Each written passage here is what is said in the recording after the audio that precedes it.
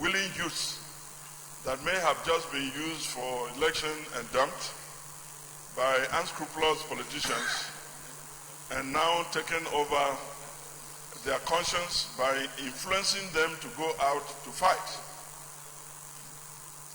What started as a little problem between the villages of Kente and Vase in Taraba and Benue State now blossomed into a complete fight between communities that for the last 10 years have lived very peacefully together. This is to ensure that the terrorists have their way. But let me quickly now commend the Nigerian military wherever they get involved and compliment the police. We see that there is a tremendous amount of success realized from what they are doing. The arrest of these 5 mercenaries shows clearly that the Nigerian military, under the command of General Yekini, is working in that area. And we must ensure, therefore, that they go out and continuously face these so-called armed militia and gunmen or headmen that come from Mali or from wherever they come from and complete this war. They have done a very appreciable job in Northeast in fighting the Boko Haram. They should therefore go ahead and complete this war within the Benue Trough in fighting these terrorists that are really disturbing Benue, Taraba, and Nasarawa states. I wholeheartedly agree with this motion, and I pray that Senate do pass all the prayers provided in this motion. I so support, Mr. President. I'll go straight to, okay, Senator Jibrin. Thank you, Mr. President. I am Senator Barrow Jibrin of the Kano North. First of all, let me extend my sympathy and condolences to those who lost their life through what happened in the border towns between Benue and Taraba State, between Jikuns and the Tips. It's really sad to see that we had that incident. We know for a fact that some years back there were this kind of violence, killings between the two communities. But as said by 2 speakers before me, that was stopped through the intervention of eminent leaders of the two sides. Now, these violence are resurfaced. Even though it is said that there could be the influence of certain people, the terrorists as described, as they have been described, who came in to a kind of ignite the violence. What I want to say is that we shouldn't look at that and then treat that with soft glove, but we should try to find out how they're able to infiltrate the community, the two communities, and see how that can be prevented to happen in the future. It is really important because the bane or the problem we always have in making sure that we keep peace in this country is the fact that we don't look at the reason for any violence. I mean, the cause of a violence whenever it occurs. We should find out how these men or these people were able to infiltrate the two sides, and they were able to convince them to start this fight. And try to see how, or find out those people and bring them to justice. And not only that, create a way that this will not occur again. So it's really important we do that to make sure that we bring these people to justice. It is sad, but we need to work hard to bring peace once again to these two communities that have been living side by side in peace and in harmony, in the spirit of brotherhood, so that peace can reign in that area. Thank you, Mr. President. Let me go straight to prayers. Prayer one that the NEMA come to the aid of the victims by providing relief materials immediately. Those in favor say aye. Those against say nay. The ayes have it. That the police authority should hasten the completion of mobile barracks in the border towns of Akwana, Island, and Taraba and Benue respectively. Those in favor say aye. Those against say nay. Ayes have it. And to observe immediate silence for those killed in the sad event. Those in favor say aye. Those against say nay. The ayes have it. If you do get up now. Additional prayer, yes, Senator Aduda. Distinguished colleagues, Mr. President, my name is Distinguished Senator Philip Tanimo Aduda, FCT. Mr. President, my additional prayer is that there should be enough security presence, that is, the security should be drafted between the Benue and Taraba border so that there can be enough security presence to forestall breakdown in law and order. Come again? Mr. President, distinguished colleagues, my additional prayer is to have enough security presence within the Benue-Taraba border.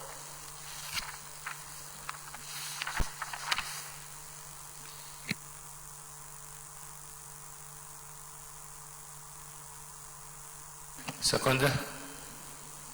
Yes, Senator. Okay, go ahead. Mr. President, I rise to second the motion, the prayers as expressed by my brother, Mr. Aduda. Thank you, Mr. President. Distinguished colleagues, those in favor of the additional prayer to have enough security presence between the Benue and Taraba border. Those in favor say aye. Those against say nay. The ayes have it. We can now stand and observe 1 minute silence.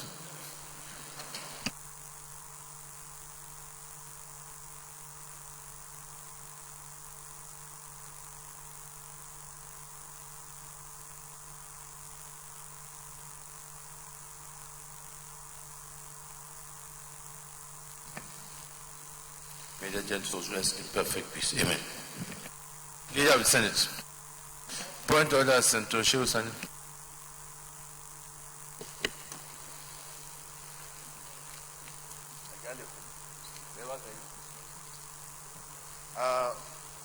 My name is Senator Shehu Sani. I rise under Order 43. By the indulgence of the Senate and the leave of the President of the Senate, the Senator may make a personal explanation, although there may be no question before the Senate, but no controversial matter may be brought forward, nor may debate arise upon the explanation. The terms of the proposed statement shall be submitted in detail to the President of the Senate when he is leave to make it is sought. Mr. President, I stand to announce that last Friday, government stormed a holiday resort in the outskirts of Kaduna.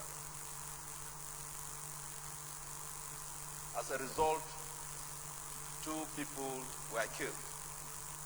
One, Fai Muni, a Briton, a humanitarian worker, and the other, Matthew Oguchi, a Nigerian. And a couple of others were taken hostage by the gunmen. It is important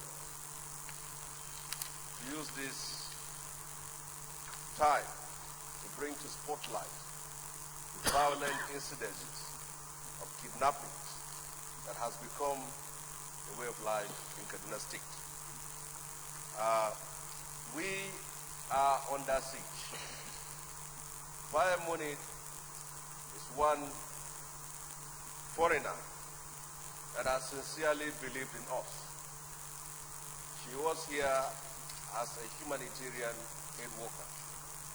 She was here for the weak, the vulnerable, and the sick.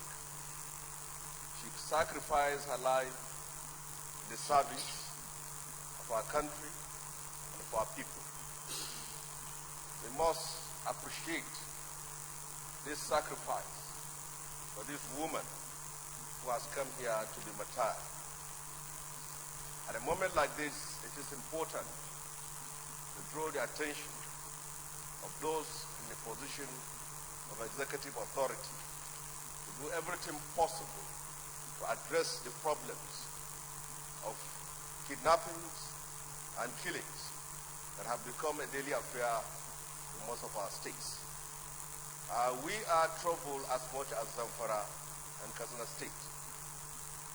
All the entries to Kaduna today is being taken over by kidnappers. It is the problem in Birnin Gwari local government, a local government that borders on Zamfara State. People sell their farms, their homes to pay kidnappers. Many villages have moved to bigger towns in search of protection.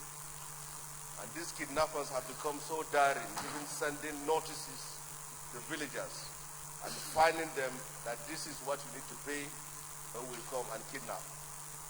It has reached such a dangerous point.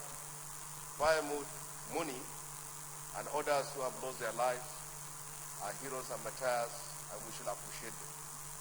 And we should graciously not be tired of giving those who sacrificed ultimate price and made sacrifices for us a minute's silence. Thank you very much. Senator Shoshana has come under Order 43, which according to our rules cannot be a debate, but I think the points he has raised are very pertinent. We must, as every life is important, but I think those who leave their comfort zone to come to be with us, to help the weak, the vulnerable, in providing and improving conditions of life, we must appreciate what they've done, and when they now make the ultimate sacrifice and lose their lives in this process, our prayers go to the family of the worker, and of course continue to challenge our security agencies on how we continue to make the country safer, not only for foreigners, but even for our own Nigerians as well at all times. And in respect for that, the work, I think we should just also observe a 1 minute silence in respect of this lady, please.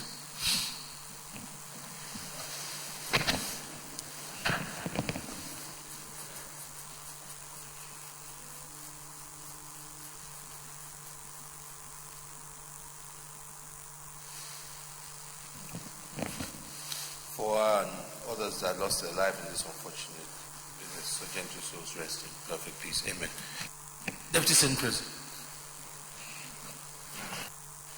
Mr. President, you've actually ruled. I wanted to call attention of the Senate to the seriousness of the matter raised. And I thought something would have taken under 42 and probably come back tomorrow to debate this matter. It has a lot of diplomatic implications for us as a country, and it's something very, very serious. I'm sure not only Nigeria, but even the UK government will be able to see and hear what we say. Because under 43, we cannot even have a resolution. So it's something we would have taken a resolution, but under 43, which it came under, we cannot take a resolution by virtue of the work. But if it's the leave of our members, we can bring it in at next legislative day. Senator Dume. Thank you, Mr. President. I really want to concur with what the DSP said. Mr. President, distinguished colleagues, I don't need to remind us that we are representative of the people. In other words, we are the people.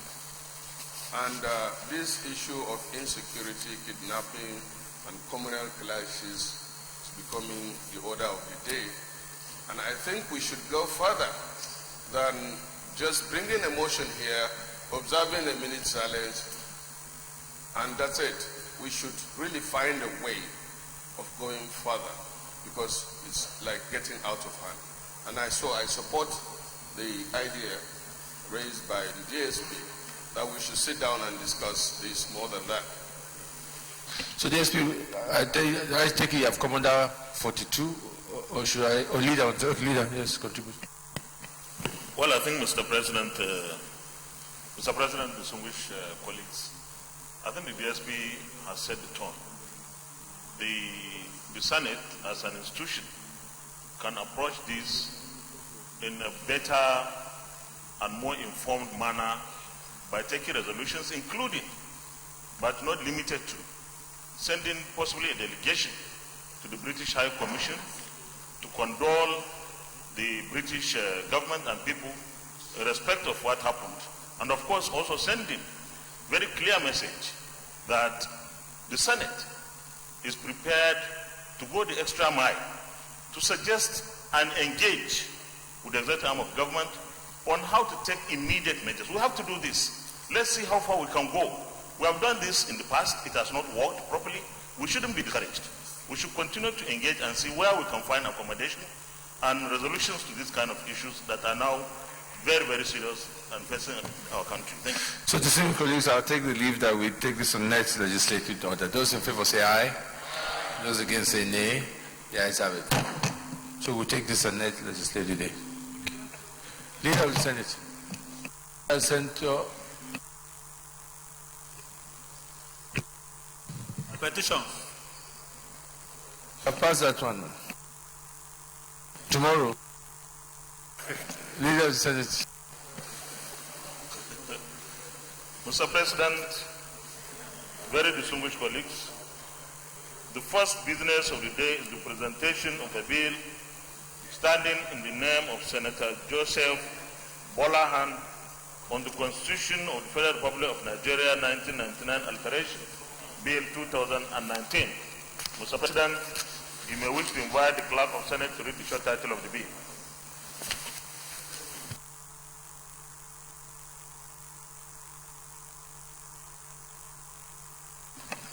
Clerk of the Senate. Mr. President, distinguished senators, Constitution of the Federal Republic of Nigeria 1999, Alteration Bill 2019, SB 738, first reading. Constitution of the Federal Republic of Nigeria 1999, Alteration Bill 2019, SB 738, first reading taken. Leader of the Senate. Mr. President, very respected colleagues, the second business of the day is the presentation of a bill standing in the name of Senator Joseph Bolahan Dada on the installation of carbon monoxide detectors in motor vehicles, houses, dwelling places, offices, workshops, and factories, establishment bill 2019. Mr. President, you may wish to invite the Clerk of Senate to read the short title of the bill. Clerk of Senate. Mr. President, distinguished senators, installation of carbon monoxide detectors in motor vehicles, houses, dwelling places, offices, workshops, and factories, establishment, etc. Bill 2019, SB 739, first reading. Installation of carbon monoxide detectors in motor vehicles, houses, dwelling places, offices, workshops, and factories. Establishment Bill 2019, SB 739, first reading taken. Leader of the Senate. Mr. President, very distinguished colleagues, the third business of the day is the presentation of a bill standing in the name of Senator Joseph Bolahan Dada on the anticipatory opening of bank accounts for corporate customers, Prohibition Bill 2019. Mr. President, we will invite the Clerk of the Senate to read the short title of the bill. Clerk of the Senate. Mr. President, distinguished senators, anticipatory opening of bank accounts for corporate customers, Prohibition Bill 2019, SB 740, first reading. Anticipatory opening of bank accounts for corporate customers, Prohibition Bill 2019, SB 740, first reading taken. Leader of the Senate. Mr. President, very distinguished colleagues, the fourth business of the day is the presentation of the report of the Committee on Niger Delta on the NDDC 2018 budget. Mr. President, we wish to invite Senator Peter Nwabushi, Chairman of the committee, to move motion for the Senate to receive the report. Senator Peter Nwabushi. Mr. President, distinguished colleagues, my names are Senator Peter Nwabushi. I move that the Senate do receive the report of the Committee on Niger Delta on the 2018 Niger Delta Development Commission budget. I so move. Senator Bolaondada. Thank you, Mr. President. Esteemed colleagues, I do stand up to support and second that the Senate do receive the report of the Committee on Niger Delta on the 2018 Niger Delta Development Commission, NDDC. Thank you. Distinguished colleagues, those in favor that the Senate do receive the report of the Committee on Niger Delta on the 2018 Niger Delta Development Commission NDC project. Those in favor say aye. Those against say nay. The ayes have it. Senator Peter Wabish, come and read the report, please.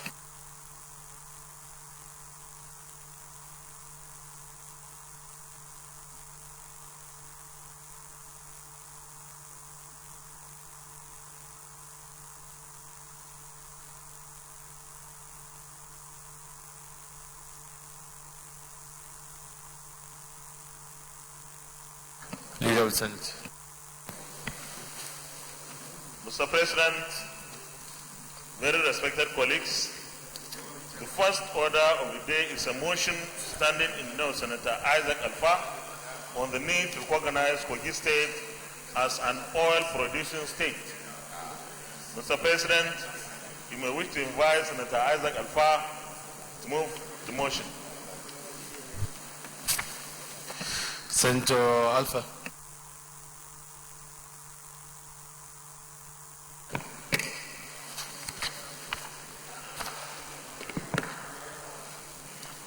Mr. President, distinguished colleagues, motion on the need to give recognition to Kogi State as an oil-producing state, sponsored by Isaac Alpha, Senator representing Kogi East.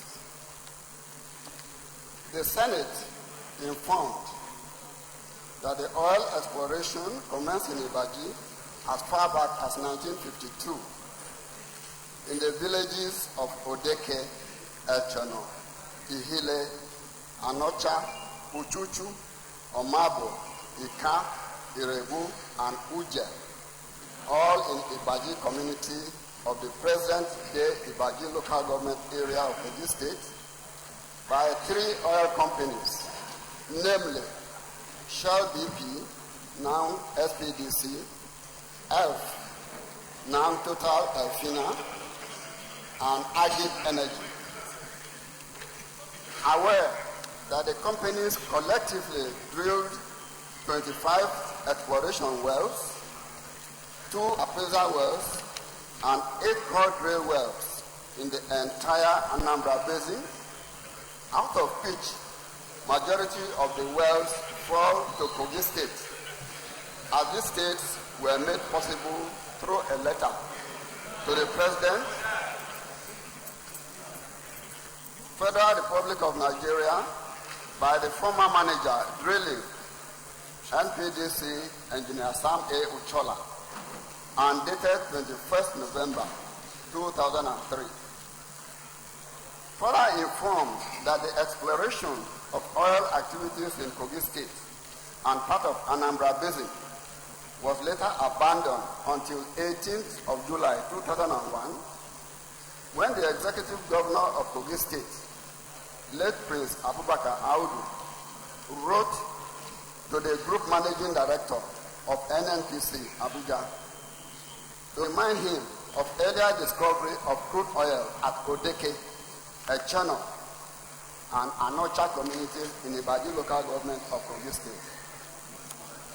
Note that as a follow-up to this call, on 25th July 2001, a team of geoscientists and engineers was drafted to the area to carry out a very preliminary investigation on the claims of Kogi State government and the resuscitation of these productive core wells in the area, among other areas, prompted the granting of oil license, now known as Oil Prospecting Licenses, OPL 915 and 916, to an indigenous oil company known as Oriel Petroleum Resources, PLC. concerned that Orient Petroleum Resources PLC has been taking crude from OPL 915 since 2012 till date, and the percentages of crude oil in OPL 915 among the three contesting states are as follows. Kogi State, 53%, Anambra, 23%, Enugu, 17%, and Edo State, 7%. Regrets that there has been no drilling activity from the OPL 916, which jointly belongs to Kogi, Anambra, and Delta States, while Orient Petroleum has fully drilled 4 oil wells at OPL 915. That is wells 1, 2, 3, and 4, with 3 and 4 incontrovertibly located in Ibaji, the Kogi State, accounting for 53% of the crude. Note that consequent upon this, Orient Petroleum Resources made 3 offers to Kogi State government when the company arrived on the scene for exploration activities. And these details are that the government of Kogi State should appoint a liaison officer to act as intermediary between the government and the company. That the government of Kogi State should allocate a land to her to use as her depot, and that the government of Kogi State should buy a share of at least 500 million in the company. Further notes that even though Kogi State government has not taken up shares, the company confirmed in its official website that the Kogi State government has granted the other 2 requests of appointment of liaison officer and hand allocation.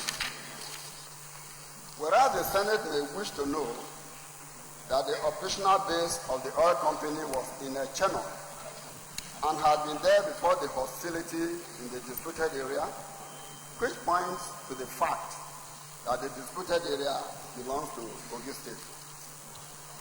Worried that since the granting of the prospecting license to Orient Petroleum, there has been increased tension between and among the communities that have any direct or tangential contiguity with the location of the oil wells. Further note that President Goodluck Jonathan had, while commissioning the Orient Petroleum Resources Refinery located in Nsugbe, Anambra State, on August 30, 2012, without due process, proclaimed Anambra State as an oil-producing state. Concerned that when the attention of the then president was drawn to his official misrepresentation, he convened a roundtable on the issue, and after each claimant had made submissions, he directed the National Boundary Commission to demarcate the boundaries of the oil fields as due to the various communities. Senate accordingly resolves to 1. Urge the federal government to declare Kogi State as an oil-producing state with all benefits and privileges. Urge the governors of the 3 states of Anambra, Enugu, and Kogi to resolve the crisis between the various communities. Urge the federal government to direct the National Boundary Commission to immediately release its report on the determination of the boundaries of the communities contiguous to OPLs 915 and 916. Urge the communities of Ibaji, Iga, and Aguleri Otu of Kogi, Enugu, and Anambra states to sheathe their sword and allow peace to reign, while the National Boundary Commission delineates the correct boundaries. Urge the federal government to ensure that the displaced communities in the disputed area, as a result of hostilities, are allowed to return to their ancestral homes with compensation to the affected communities that have lost lives and properties due to the crisis. Direct the Senate Committee on Petroleum Downstream national security and intelligence to ensure compliance with prayers 1, 2, 3, 4, and 5. Mr. President, distinguished colleagues, you are all aware that government is determined to drastically increase our crude reserve. That is why concerted effort is being made to discover oil in many parts of the country today. Giving recognition to communities where oil is being produced will not only lower the cost of extraction because of absence of strife and crisis, it will also have a ripple effect on new discoveries.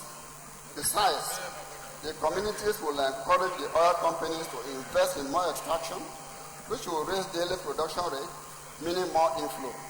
I hasten to point out, Mr. President, that the fact that giving recognition to one oil community does not preclude recognizing other producing communities. In fact, recognizing an oil-producing community will bring equity into play, like what is good for the goose is good for the gander. My contention, Mr. President, my dear colleagues, is that every oil-producing community should be recognized and should not be dependent on recognizing the other, as every community that satisfies the criteria should be recognized. Having said that, I want to thank you, Mr. President, for the opportunity to bring this all-important motion up, and I thank my distinguished colleagues for your patience, and I urge you all to support this motion without a single dissent. Thank you, Mr. President. Thank you, my colleagues. Senator Otaze. Thank you, Mr. President. I am Senator Chukwuka Otaze. I represent the good people of Enugu North Central District of Enugu State, the constituency that is concerned with this motion brought by my friend,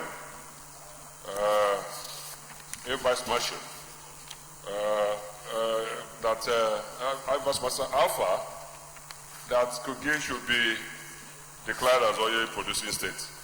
Mr. President, I sympathize with my colleague in the first place because this constituency, which he is representing now, have had 3 senators in the life of this, 3 senators. Yes, 3. He was the second. After he took the third. Then after he went, he came back. But the first couldn't come back. And during the pendency of this movement of these 3 senators from this Central District, this issue has been concluded, and this Senate handled it with Stella Odua, who is officially not here, and Yoba, that is here today. We agreed that instead of dissipating energy and quarreling amongst ourselves, that the 3 states should combine together and make a common presentation on a common front that the 3 states should be declared oil producing. You know, and the percentage worked out because we were worried when the Lagos state was declared oil producing, but we started before them. So we were worried and we brought this issue here. And after the deliberation of these issues, this Senate directed the Senate Committee upstream, Senator Alashadura there, to look into this with the Boundary Commission with a view to coming to inform us so that we'll be solving a problem instead of just recreating trouble here and there and then causing confusion at home. I also understand my colleague having come back, we want to take something home. You know, they have people to see that he's working very hard. That's understandable. But the issue is that the committee on upstream is still handling this issue, and they should finish and get back to the Senate so that we will not be coming to their form with this same motion. The next time, Stella Odua will come with this issue. Maybe the 9th Assembly, another person from Kogi, from that constituency, will still come back and we continue, dissipating energy here. So, Mr. President, I am of the opinion that this this motion brought by my colleague should be stepped down and allow Shadura Committee to give us a response to this issue so that we won't have any trouble among the 3 states. We already have had enough trouble. We don't want to continue having trouble again. Thank you so much. Deputy Senate President. Thank you, Mr. President. very distinguished colleagues. No, I'm not the interested party. That said that it's his constituency that's the interested constituency. I'm just speaking as a senator of the Federal Republic of Nigeria. Mr. President, very distinguished colleagues, if you look at our cost list for today, it's very, very heavy. And I think that we'll do ourselves a world of good if we advise our friend and colleague, Senator Alpha, to humbly withdraw the motion so that we can look at the other issues in our other cost list. I would like to associate myself with the earlier submission of Senator Otazi. This matter had been visited, and I had expected him to either speak to Senator Dino, who is a more experienced senator and who has been here for a long time, to get proper guidance, or even seek the guidance of the Rules Business Committee on what has happened in respect of this matter before now. But the truth of the matter is that even if we have not even discussed the matter, we cannot by any stroke of imagination come up with a motion to declare this state or you produce it. Otherwise, one day we'll wake up and say that the whole of Nigeria are you produce it. It doesn't work that way. So I just want to appeal to my colleague that if it pleases him to formally withdraw the motion so that we can go into other areas. Because as it is now, there's nothing we can do. By his own admission, at the body of his motion, he said that the matter is being handled by the Boundary Commission. And until that happens, there's nothing we can do here. We're not taking over the job of the Boundary Commission. So this has to be settled. So instead of us getting involved in the business of other agencies, we have enough work in this parliament to do. So I just want to appeal to him to save us the energy and time by withdrawing the motion. Leader, anything different or so we can make progress? Well, Mr. President, very distinguished colleagues, I want to suggest that our Committee on Boundary States and Local Governments should be able to initiate, if it hasn't done so already, the process of getting the Boundary Commission to demarcate these areas, so that we don't have to talk about this even in the next Senate. Let the proper action and procedure be taken. I think okay. Distinguished Senator Alpha, maybe if you agree, what I would suggest is maybe you meet with Senator Alashadra and consult others, and then, if need be, bring back the motion.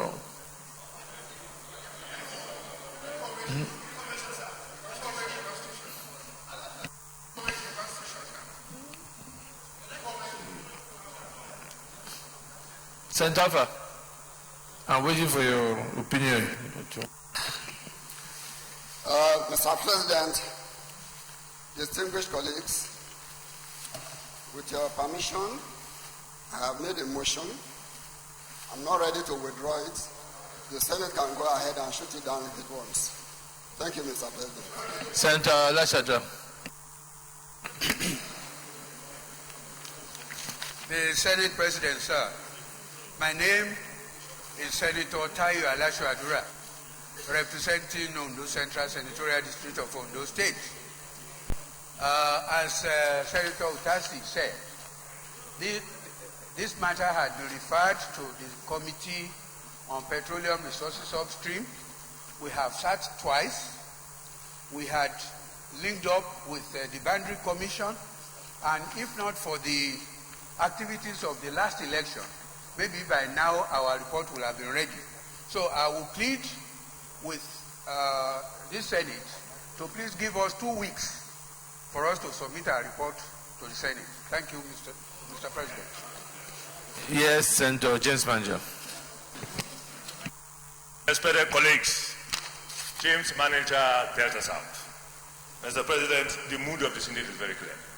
And like the Deputy Senate President pointed out, time is of the essence. We have a loaded order paper with so many very important issues for us. So since the Senate is very clear, I think I will urge you, Mr. President, to put the question. Thank you, Mr. President. Distinguished colleagues, since Senator Alpha says he's not withdrawing the motion, let's just move forward and we'll go. So we've taken comments. I'll just take one more, then we'll go to prayers. Yes, Senator Ndume. Mr. President, distinguished colleagues, we have provided the necessary advice and comments, but there is one silent point that we are ignoring, and that is the communal clashes that borders on security in that community.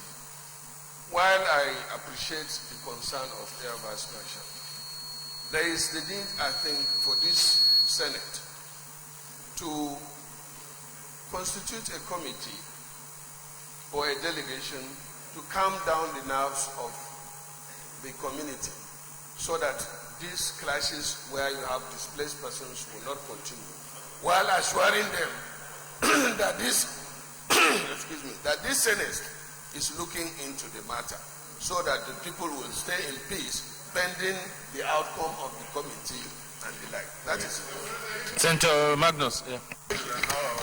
Thank you very much, Mr. President. I want to say, sir, that I am completely opposed to this motion. If it's the issue of communal crisis and security, that is a separate issue. But if it's the issue of declaring any state an oil-producing state, this Senate has no such power. Section 162 of our Constitution is very, very clear. It says, and I read in sub 2, the President, upon receipt of the advice from the Revenue Mobilization Allocation and Fiscal Commission, shall table before the National Assembly proposals for revenue allocation from the Federation account. In determining the formula, the National Assembly shall take into account allocation principles, especially those of population, equality of states, internal revenue generation, landmass, terrain, as well as population density. It goes further to say, Mr. President, and this is the crux of the matter, provided that the principle of derivation shall be constantly reflected in any approved formula as being not less than 13% of the revenue accruing to the Federation account directly from any natural resource.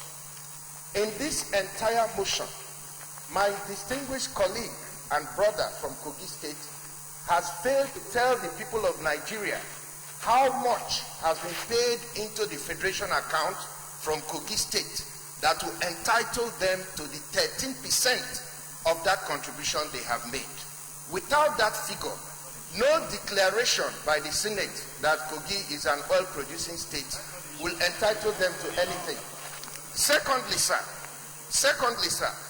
to say that the procedure by which a state becomes oil-producing is not the same procedure as saying oil-possessing. They may be an oil-possessing state, but they have not contributed to the revenue of this country from oil. When they do that, they will become an oil-producing state. So if there are issues of security and all that, we can take that. But this issue of oil-producing cannot be decided on the floor of this Senate by motion. It has to be decided by contribution to the Federation account. That is my... Thank you. Prayer 1. Urge the federal government to declare Kogi State as oil-producing state with all benefits and privileges. Those in favor say aye. Those against say nay. The nays have it. Urge the governors of the three states, Anambra, Enugu, and Kogi, to resolve the crisis between the various communities. Those in favor of the prayer say aye. Those against say nay. The ayes have it. Urge the federal government to direct the National Boundary Commission to immediately release its report on the determination of the boundaries of the communities contiguous to OPL 915 and 916. Those in favor of this prayer say aye.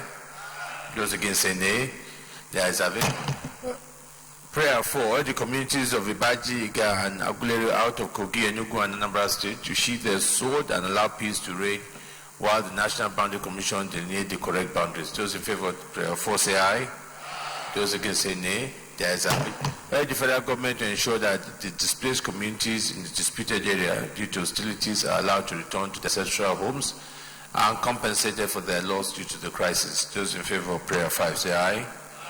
Those against say nay. The ayes have it. And prayer 6, direct the Senate Committee on Petroleum Downstream National Security and Intelligence to ensure compliance with prayers 1, 2, 3, 4, and 5. Yes, amendment leader.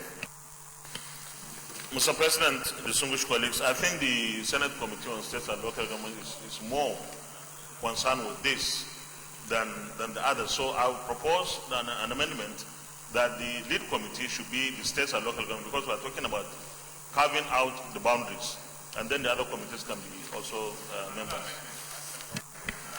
And seconding the amendment, yes, Senator Mao. Senator Mao, not. Mr. President, I second the motion, the amendment moved by the leader in this way, that direct the Senate Committee on States and Local Governments. That's what he has said now, his amendment. Chief priest, we are not in the shrine here. Mr. President, I move that I'm seconding the motion or the amendment moved by the leader that direct the Senate Committee on States and Local Government and Petroleum Downstreams to ensure compliance with prayer 1, 2, and Prayer 1 has been struck off stream. Prayer 1 is no longer there. I second the amendment. Distinguished colleagues, let me put this prayer down. Is it on the same prayer? Yes, Senator Manager. Thank you, Mr. President, respected colleagues. The second amendment is not harmful. Okay. Remove prayer number 1 from this particular prayer. Thank you, Mr. President. Okay. Distinguished colleagues, those in favor that we direct the Senate Committee on Petroleum, States and Local Government, Petroleum, is it upstream or upstream, to ensure compliance with prayers 2, 3, 4, and 5. Those in favor say aye. Those against say nay. The ayes have it. Thank you. Leader of Senate. Thank you very much, Mr. President. Mr. President, very distinguished colleagues. The second order of the day, second reading of the National Institute of Legislative and Democratic Studies Act Amendment Bill 2019. Distinguished senators will recall that the bill was read the first time in this chamber on Wednesday, the 17th day of April 2019. Mr. President, we wish to invite Senator Babakar Bashir Garbai to move the motion for the bill to be read a second time.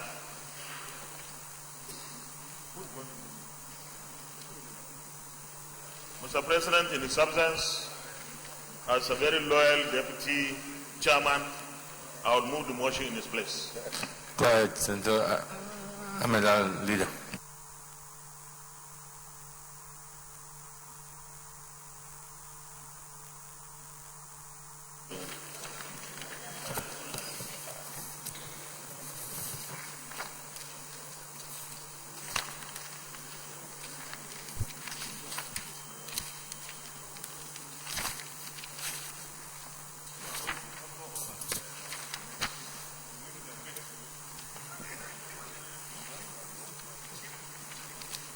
Mr. President, very respected and distinguished colleagues, permit me to lead the debate of this very important bill, which seeks to amend the National Institute of Legislative Studies Act number 13 of 2011 to provide for the naming of the Institute's permanent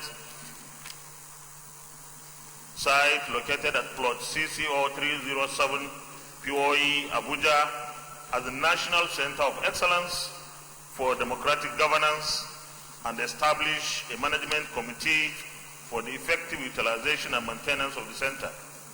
The bill was read for the first time in this hallowed chamber on Wednesday, the 17th day of April 2019. Mr. President, my respected colleagues, let me use this opportunity to highlight the background of the bill, which I believe will not only provide a justification for this laudable legislative initiative, but will also motivate the National Assembly to accelerate the legislative process in passing this bill into law. The NIL's permanent site, which is located at plus CC0307 POE Abuja, is an international edifice and first of its kind on legislative and democratic studies. Given the size and cost implications of the construction and provision of required facilities, there is the need to put in place a mechanism that will ensure adequate maintenance culture and effective utilization of the facilities that will enhance sustainable revenue generation. Against this background, it is pertinent to amend the NILS Act to name the building as National Center of Excellence for Democratic Governance, which shall be written immediately below the National Institute for Legislative and Democratic Studies, and to establish a management committee that comprises of members from all arms of government to ensure effective maintenance of the center. Thank you, Your Excellency.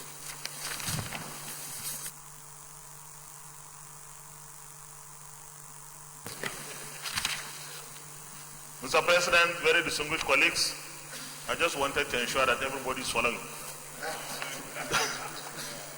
The bill seeks to, one, provide for the naming of the Institute permanent site located at plot CC0307 POE Abuja as the National Center of Excellence for Democratic Governance. Two, establish a management committee that comprises of membership to be drawn from relevant ministries, departments and agencies, and the National Assembly to ensure effective management and maintenance of the center. And three, open utilization of the center to the relevant stakeholders which cut across all arms and tiers of government. The bill is structured into 4 clauses, inserting new clauses 11A to D and amending section 24 of the Principal Act.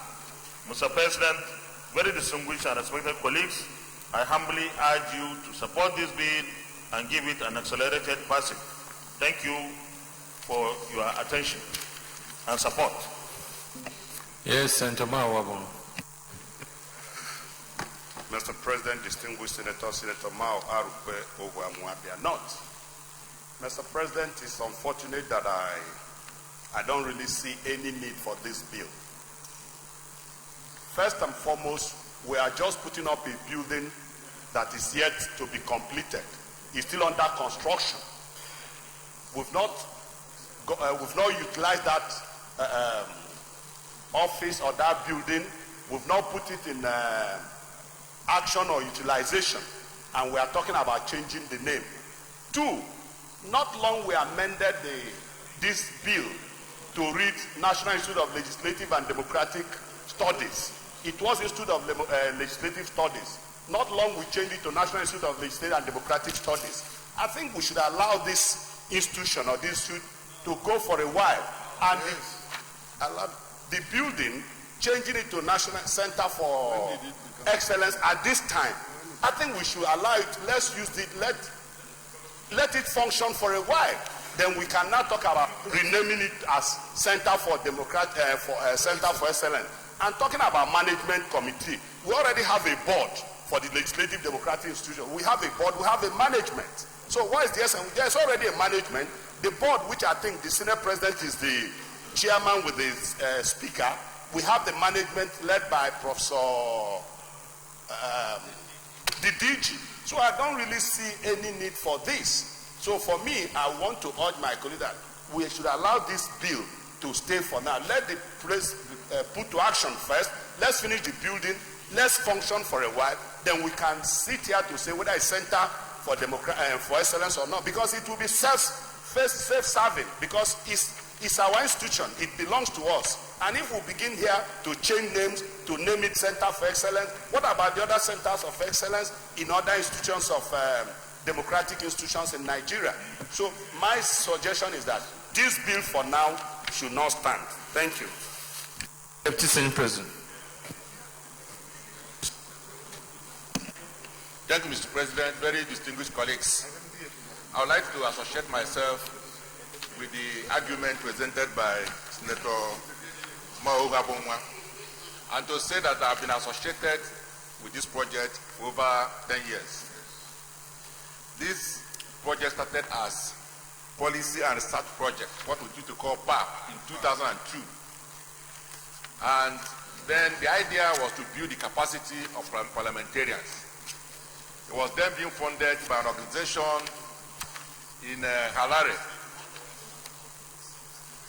Now, after we are contributing to the funds from Harare, and then eventually, I think in 2007, we came up with the idea to set up our own institute that will take over the job and responsibilities of the policy and research project of National Assembly. And finally, in 2011, we passed the bill establishing the Institute of Legislative Studies. And it was part of the growth of the National Assembly. And I recall, sir, that before now, that the Public Complaint Commission never functioned for over 20 years. That too was under the purview by its own law, law creating it to be under the National Assembly. We were able to bring it back and then started functioning under National Assembly. So we'll be making progress. This bill will now take us back from where we are coming from. We're trying to develop our institution. We're trying to make it effective. Today we're talking about the budget office for National Assembly, which is what's been going on in America for many years. So if we are making this expansion to create an institution that we cannot be proud of, we cannot be going forward and back.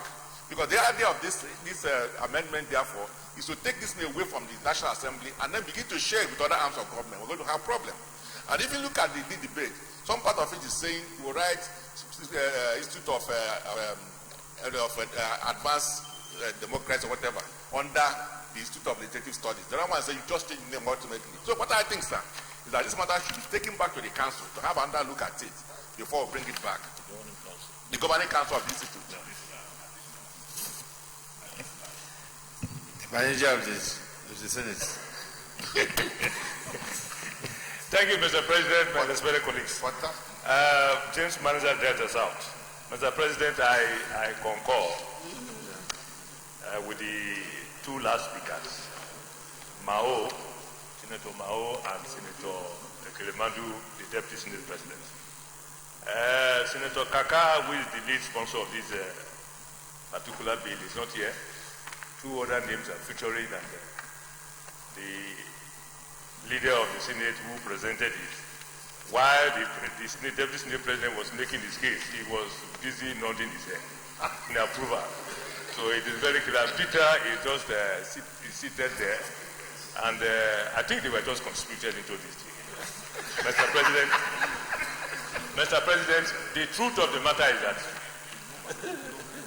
bills that are emanating from the National Assembly must be very serious in nature to attract the assent of Mr. President. Because it doesn't end here. It has to go to the executive. Mr. President must append his signature before they will become laws. And we cannot continue to be passing bills that are not very serious. This is one of them. In my humble view, this is certainly one of them. And from the history as recounted by the Deputy Senate President, who has been involved in all this. So, Mr. President, I want to sincerely believe that this bill, Mr. Leader of the Senate, who is representing the lead sponsor for this bill, they have to withdraw because it was read by the Leader of the Senate. We don't want to kill this bill. And in killing this bill, I want to believe that he will be part of those who will be killing this bill. Yes, no, it can't go through. Let them withdraw it because of the caliber of the person who presented the bill. Mr. President, I agree with the two last speakers. This is not a bill that must be passed. All right, Leader of the Senate. Mr. President, very distinguished colleagues, I agree completely with submission of the Deputy Senate President. The Governing Council of NILS should be able to consider some of these issues before we continue with this. I will therefore very loyally and honorably withdraw this bill on behalf of my chairman,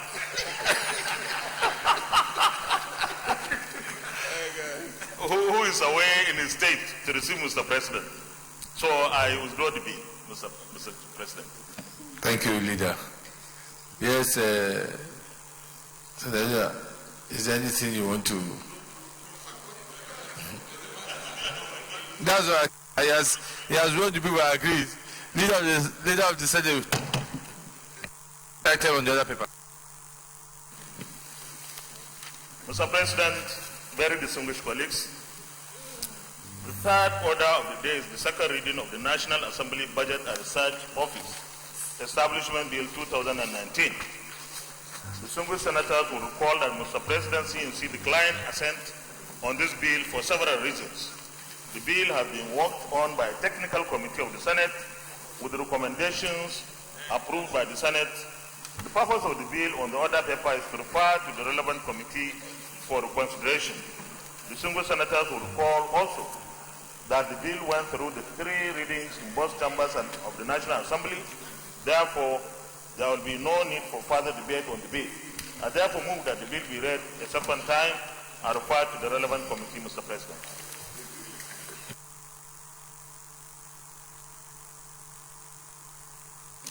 Senator Duda. Mr. President, distinguished colleagues, I rise to second the motion that has been ably moved. I so second, Mr. President. Those in favor that this bill be read the second time say aye. Those against say nay. The ayes have it. Clerk of Senate. Mr. President, distinguished senators, the bill for an act to provide for the establishment of the National Assembly Budget and Research Office and other matters connected thereto, 2019, second reading. A bill for an act to provide for the establishment of National Assembly Budget and Research Office and other matters connected thereto, 2019, second reading taken. This bill is referred to the Committee on Establishment and Public Matters and put back on the next legislative day. Chairman Establishment, is he here? Vice Chairman?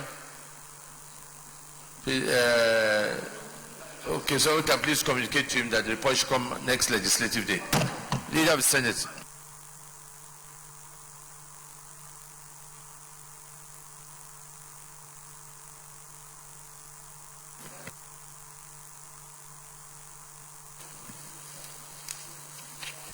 Mr. President, very distinguished colleagues, the fourth order of the day is the second reading of the Public Procurement Act 2007 Amendment Bill 2019.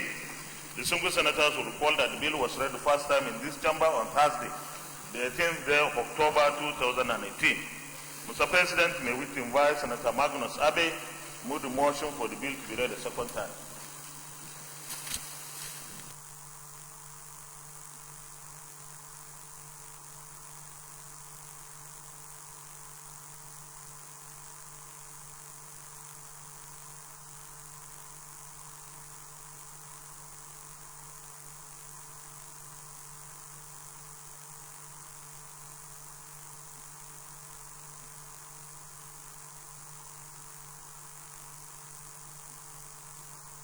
Senator Magnus Abe.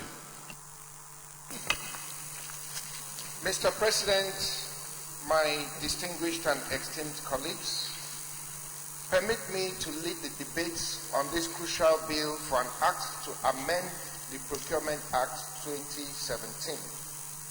This bill was first read on the floor of these hallowed chambers on the 11th day of October 2018.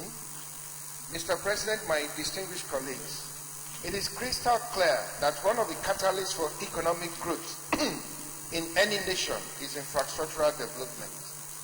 The budgetary provisions of this administration is indicative of the fact that infrastructural development is at the fore of government policy. It is therefore in our collective interest as a nation that we get value for money in the process of infrastructural development. In order to achieve this, certain aspects of the present Public Procurement Act 2017 need to be amended to give fluidity to the process and make it more responsive to our infrastructural challenges. The areas that need urgent parliamentary intervention include: 1. Reduction of procurement time.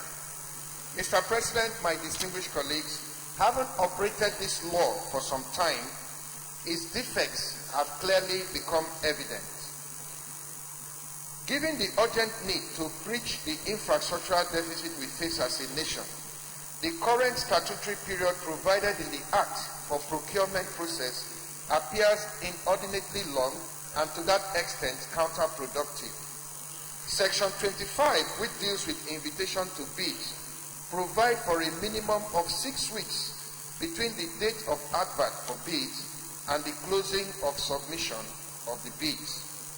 The implication of this is that for procurement process to start in this country, a minimum of 6 weeks alone will be spent just on bids invitation. Distinguished colleagues, what is saved in prudence should not be sacrificed at the altar of time wastage. Certainly, judicious management of time is bound to be value added to our procurement process. When this bill is amended, it will abridge the invitation process to not less than 2 weeks. Consequently, the procuring entity will have a latitude to exercise its discretion in determining the suitable time for the procurement, because certain procurements will, of course, need more time and some could need less time, so that things are not jumbled up. The second issue this bill will address is the increase of the mobilization fee threshold. The present Act provides for a payment of a maximum of 15% of the project sum as mobilization fee to be paid to a supplier or a contractor. The intention of Section 35 of the Act in regard to this is to ensure that contractors and suppliers do not disappear with public funds after being mobilized. It is noteworthy, however, that in practice, the prescribed 15% appears to be inadequate to enable prompt discharge of obligations by contractors.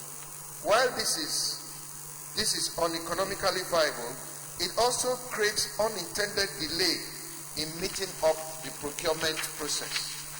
Mr. President, my esteemed colleagues, we all know that a lot of the abandoned projects in this country is as a result of this threshold of 15% mobilization. Contractors take the 15%. Most times it is not enough to even start the work or do anything reasonable. And so the project begins to suffer right from that outset. In the circumstances where original equipment has to be ordered from manufacturers who demand a sizable deposit at the time of order, 15% prescription becomes an impediment. Similarly, in construction projects where mainframe can be erected with between 35 and 50% of project cost, the remaining expenses into finishing, again 15% is just inadequate to even take up. Distinguished colleagues, the amended bill provides for a mobilization threshold of 50% to be paid to the supplier or contractor while the funds are secured by way of appropriate performance instruments, including unconditional bank guarantees, insurance bond, or other instrument issued by an institution acceptable to the procurement entity. 3. Small-scale entrepreneurs' participation. The present procurement process does not encourage small-scale entrepreneurs, having regard to the cumbersome statutory requirements, which is somewhat limiting. For instance, Section 36 of the Act makes provision of performance guarantee a precondition for payment of mobilization. The amendment of this bill would provide for the recognition of personal guarantees of the managing director of a small or medium-scale company in deserving cases. Mr. President, my distinguished colleagues, there is no doubt that when this bill is amended, the procurement process will be more responsive in meeting our infrastructural challenges as facilitating the ease of doing business in the country. I believe, sir, that the reason the Procurement Act was so stringent is that as a country we do not trust anybody. So the Act itself limits the ability of the people we have charged with the responsibility of developing the country to have some latitude or freedom to be able to act in the interest of our nation. I believe, therefore, that these amendments would help in no mean measure to make it possible for us to fast-track development, for us to ensure that projects are completed, and for us to ensure that our country gets value for money. I therefore urge you, my respected colleagues, to support that this bill be read a second time in these hallowed chambers. In compliance with Order 77.3 of the Standing Rules of the Senate of the Federal Republic of Nigeria, with respect to the procedure of bills, compendium and consolidation, which states inter alia that on the introduction of a bill, a compendium of background information and financial implications of such bills, if passed into law, be delivered to all senators.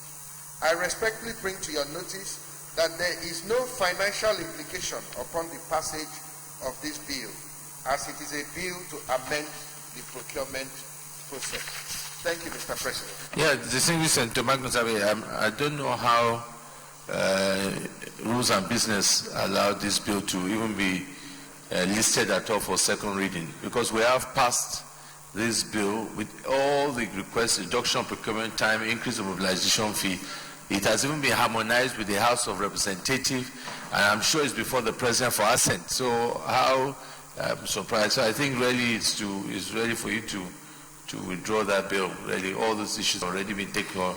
It was a bill that came up in 2016.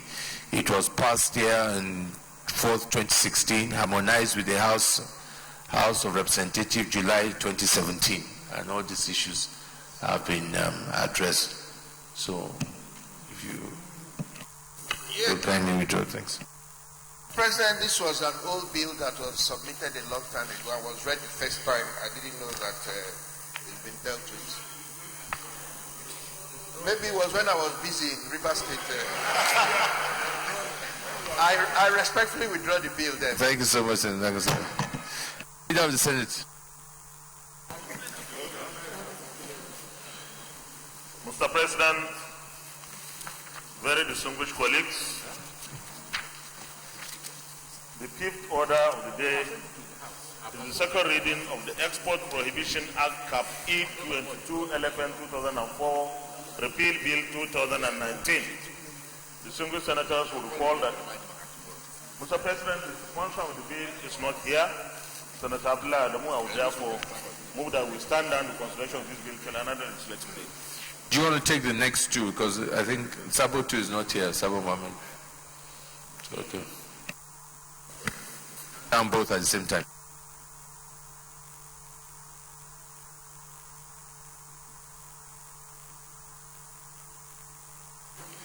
Mr. President, very distinguished colleagues, similarly, I want to move that we stand down the consideration of the sixth order of the day till another legislative day.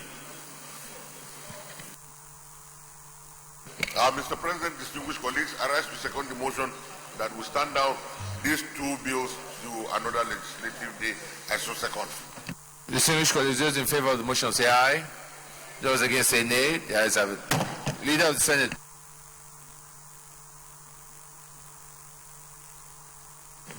Mr. President, very distinguished colleagues, the seventh order of the day is the second reading of the Auctioneers Registration Council Establishment etc. Bill 2019. Distinguished senators will recall that the bill was read the first time in this chamber on Tuesday, 10th July 2018. Mr. President, you may wish to invite Senator Umaru Kurifi to move the motion for the bill to be read a second time. Senator Umaru Kurifi. Thank you very much, Mr. President. My distinguished colleagues, my name is Senator Umaru Ibrahim Kurifi, representing the good people of Katsina Central. Mr. President, my distinguished colleagues, I wish to express my sincere appreciation for the opportunity to lead debate on a bill on the establishment of the Auctioneers Registration Council to decide regulatory roles in the conduct of auction in business in Nigeria. The opportunity is laudable in view of the significance of the bill, which is both aimed at professionalism, auction business, and ensuring effective returns of these proceeds for appropriate government purpose to boost the nation's internal revenue generation for developmental services of our people. I will start with the background. Auctions have been existing in more than 2,000 years and continue to grow popularity every year.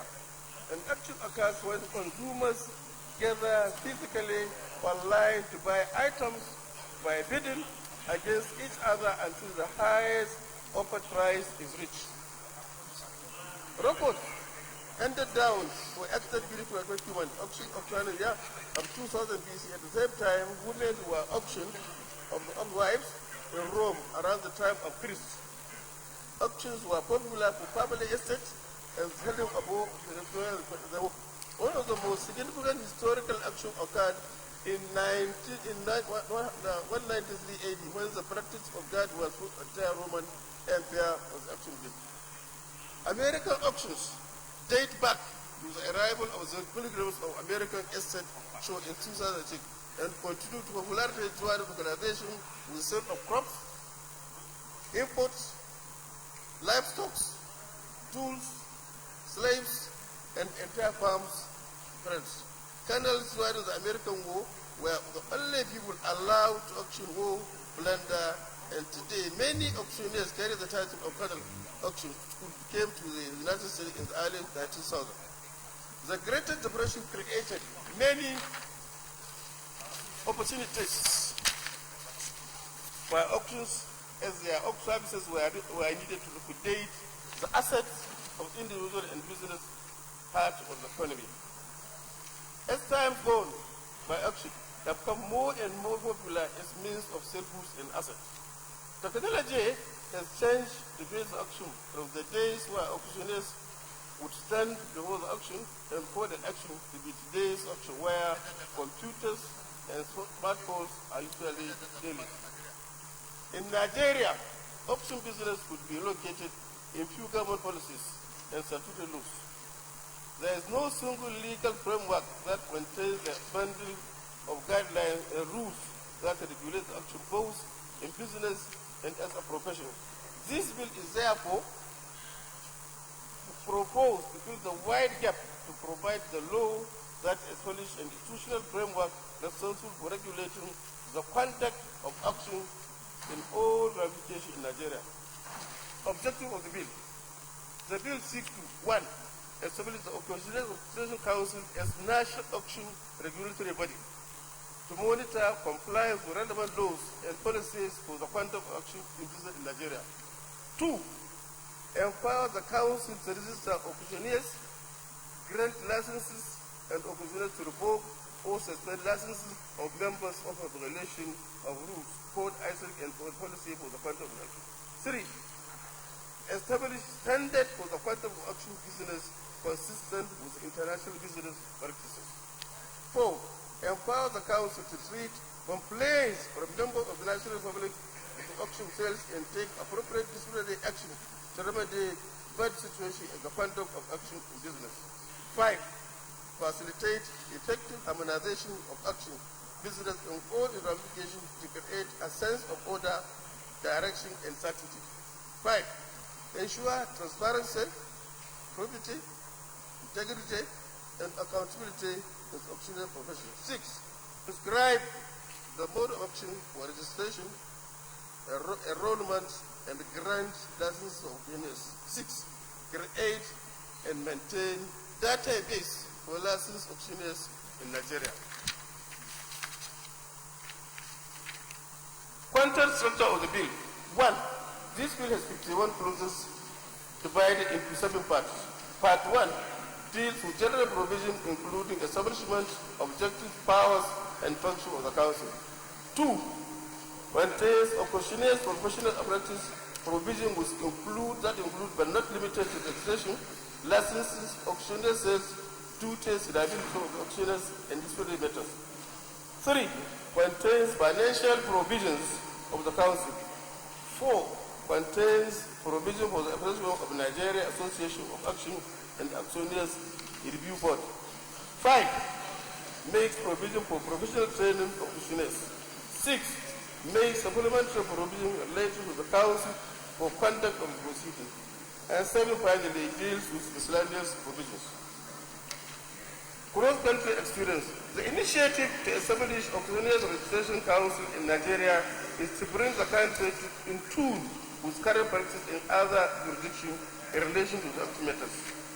In Ghana, The Auction Sales Act 1989 established a Auctioneers Registration Board which regulates the entire auction business in Ghana. In Kenya, the Auctioneers Registration Board was established by auctioneers in 2012. The board services as apex regulatory body for the conduct of auction business in Kenya. In South Africa, sir, the experience differs slightly from the cycle of the above in Ghana, Kenya, and many other continental countries. The South African Institution of Auctioneers was established in 1989 to regulate auction business and provide training for members of the Republic aspiring to become members of the Institute. In the light of the above point, it is apt to state that the registration proposal under consideration will go a long way in helping Nigeria with a legal framework that regulates auction business in the country as it obtains in other jurisdictions within Africa and the rest of the world. Mr. President, my distinguished colleague, post implication for establishing Auctioneers Registration Council. Mr. President, my distinguished colleagues, it may interest you to note that proposed Auctioneers Registration Council will not rely on government funding. Though annual budgetary action of this mathematical corporation, it shall be self-funded through practicing fees paid by registered and licensed auctioneers. Charges are dues prescribed recoverable by the council. Other major sources of income include revenue collection by task forces charged with monitoring and disposal of goods by auction and other sources. The establishment of auctioneer registration will therefore be of no cost of the federal government or any state government in Nigeria. On the contrary, it will boost revenue profile of government at all levels. It will also provide sustainable framework that guarantees probity, integrity, and accountability in disposal of public assets in Nigeria. It will also facilitate the realization of the 8th Senate legislative agenda, pursuing effective institutional reform that guarantees judicial, public, and official management. In conclusion, sir, Mr. President, my distinguished colleague, I solicit your usual support in the consideration of this bill and its expedient passage into a law. I so move, sir. Yes, Senator Sabi. Yeah, thank you, Mr. President, distinguished colleagues. Aliu Sabi Abdullahi, Niger North. Mr. President, distinguished colleagues, I want to second and support that this bill be read the second time. And in saying so, let me say that the bill itself, what it seeks to achieve, is very timely, because if you look at what is happening within the context of the public institutions we have in this country, there is a lot of rot with respect to government assets that have been shelved or that have become dysfunctional. And I will recall also that this Senate just recently, passed the Proceed of Crime bill, for example. If you look at that bill, it's looking at so many assets that went taken away based on proven cases. The question we need to ask is, what is happening to these assets? And right now, if you check our police stations, if you check some of our court premises, if you check the EFCC premises, and other institutions, it is replete with so many assets that are just rotting away. And the absence of a very standardized auctioneering process cannot be divorced from what is happening. So I think, to my mind, if we allow this bill to proceed, and if it's eventually passed into law, it will help this government, or the federal government, and all other governments in this country, to be able to do justice to what is otherwise an asset that can just go rotting or even obsolete. If it is auction, those who have the need for it will know what to do with it. And I think down the ladder, it will help to empower our citizens with respect to some of these items that will be auctioned. So I think, Mr. President, distinguished colleagues, this bill is straightforward. I urge my colleagues to approve or second that this be read the second time. Senator Lidani. Thank you, Mr. President. My name is Joshua Lidani. I represent Gumbisab. I rise to support that this motion, this bill be read the second time. I had the privilege of sponsoring a similar bill in the last Senate. Unfortunately, by the time the tenure ended, we couldn't process the bill at the stage of assent. So for the bill to come back the second time, I think it's something that is worthy of consideration.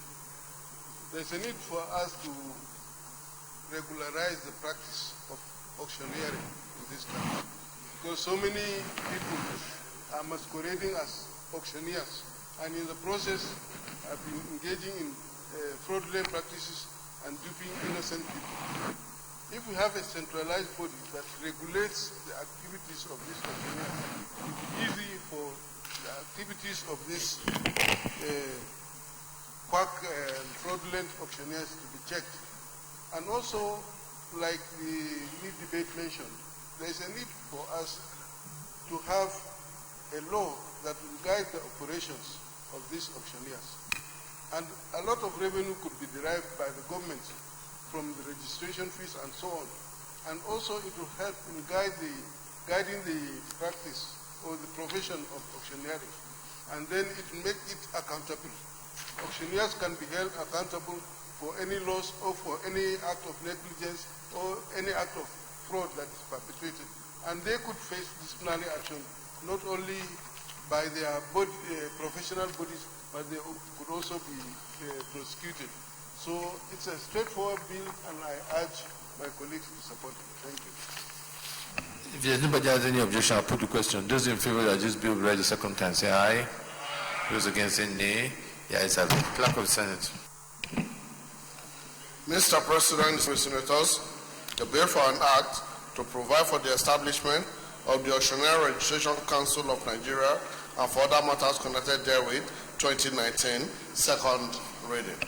A bill for an act to provide for the establishment of the Auctioneer Registration Council of Nigeria and for other matters connected therewith, 2019, second reading taken. Bill referred to Committee on Establishment and Public Matters and Custom Excise, report back within 4 weeks. Leader of the Senate. Mr. President, very distinguished colleagues, the eighth order of the day is the presentation and consideration of the report of the Committee on Banking, Insurance and Other Financial Institutions on the confirmation of the nomination of Honorable Omolola Abiola Edeu for appointment as the Executive Director, Cooperative Services, Nigeria Deposit Insurance Corporation, NDIC. Distinguished senators will recall that the request was referred to the committee on Tuesday, 9th April 2019. Mr. President, you may wish to invite Senator Rafiu Adebayo, Chairman of the committee, to move the motion for the presentation and consideration of the report. Senator Rafiu Ibrahim. Yes, thank you very much, Mr. President. I'm Rafiu Adebayo Ibrahim. I represent Kwara South. I rise to move that the Senate do receive and consider the report of the Committee on Banking, Insurance and Other Financial Institutions on the confirmation of Honorable Omolola Abiola Edeu as the Executive Director, Corporate Services of Nigeria Deposit Insurance Corporation. I so move. Senator Samayo.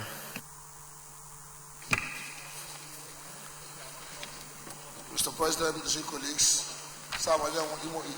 I rise to second the motion, heavily moved by Senator Rafiu Ibrahim. I so second, Mr. President. Distinguished colleagues, those in favor that the Senate do receive and consider the report of the Committee on Banking, Insurance and Other Financial Institutions on the confirmation of Honorable Omolola Abiola Edeu as Executive Director of Corporate Services of the Nigeria Deposit Insurance Corporation, NDIC. Those in favor say aye.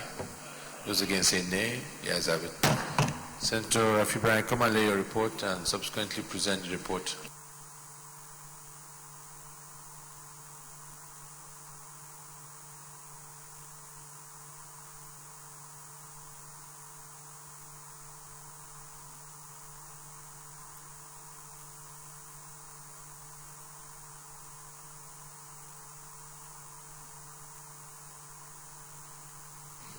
Thank you very much, Mr. President, my distinguished colleagues. The Senate at its sitting on Tuesday, 9th April 2019, considered the request of Mr. President, Commander-in-Chief of the Armed Armed Forces on the request for confirmation of Honorable Omodola Kuburat Abiola Edewo as the Executive Director of Corporate Services of Nigeria Domestic Insurance for a second and final term of 5 years, and it was referred to the committee to report within 1 week. The request for the confirmation is in compliance pursuant to Section 52C, Section 4, Subsection 4, and Section 8 of the NDIC Act 2006. The committee, as usual, held the screening. The Special Assistant to the President brought the nominee and went through the nominee CV, the security clearance form, code of conduct, academic history, and Omodola Kuburat Abiola, she is from Ogun State, and she's been on the desk for the past 4 years, so this is like the appointment for another term. And she's been in charge of the administrative activities of NDIC for these 4 years, which was acknowledged by the committee that she has done very well.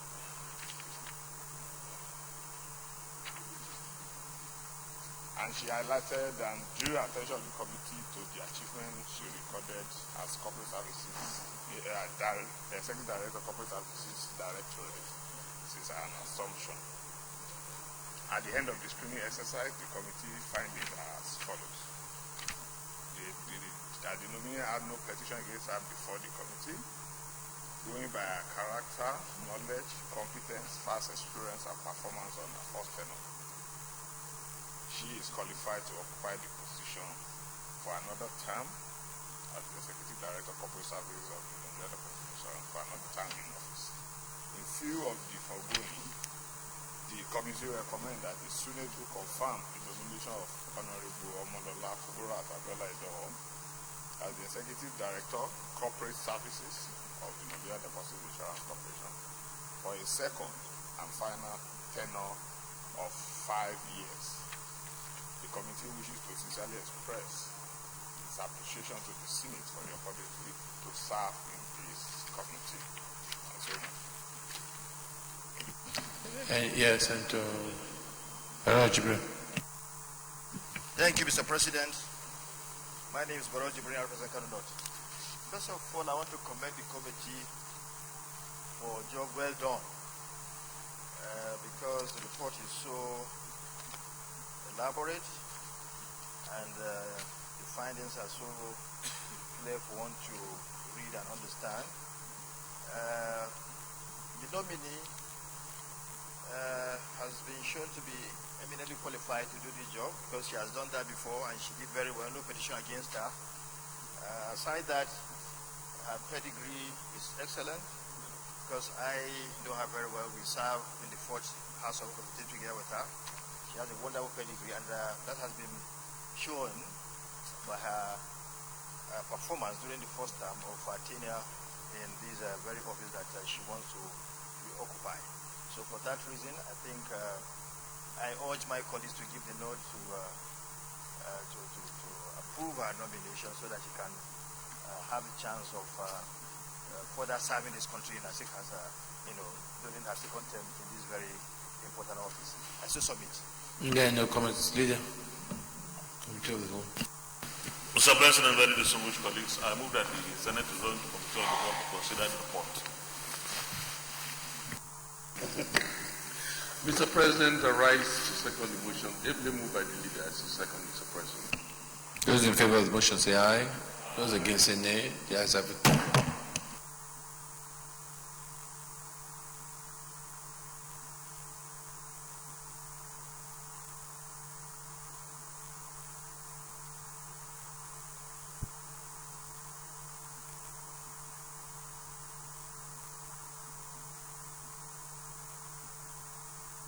Distinguished colleagues, if there are no other comment observations, I'll go straight to approval. Will the Senate approve the nomination of Honorable Omodola Abiola Edewo for appointment as Executive Director of Corporate Services, NDIC? Those in favor say aye. Those against say nay. The ayes have it. Leader of the Senate. Mr. Chairman, very distinguished colleagues, I move that the Senate reverse the plenary for the charge of court progress. Mr. Chairman, I rise to second motion, ably moved by the leader. So second. Distinguished colleagues, those in favor of the motion say aye. Those against say nay. The ayes have it.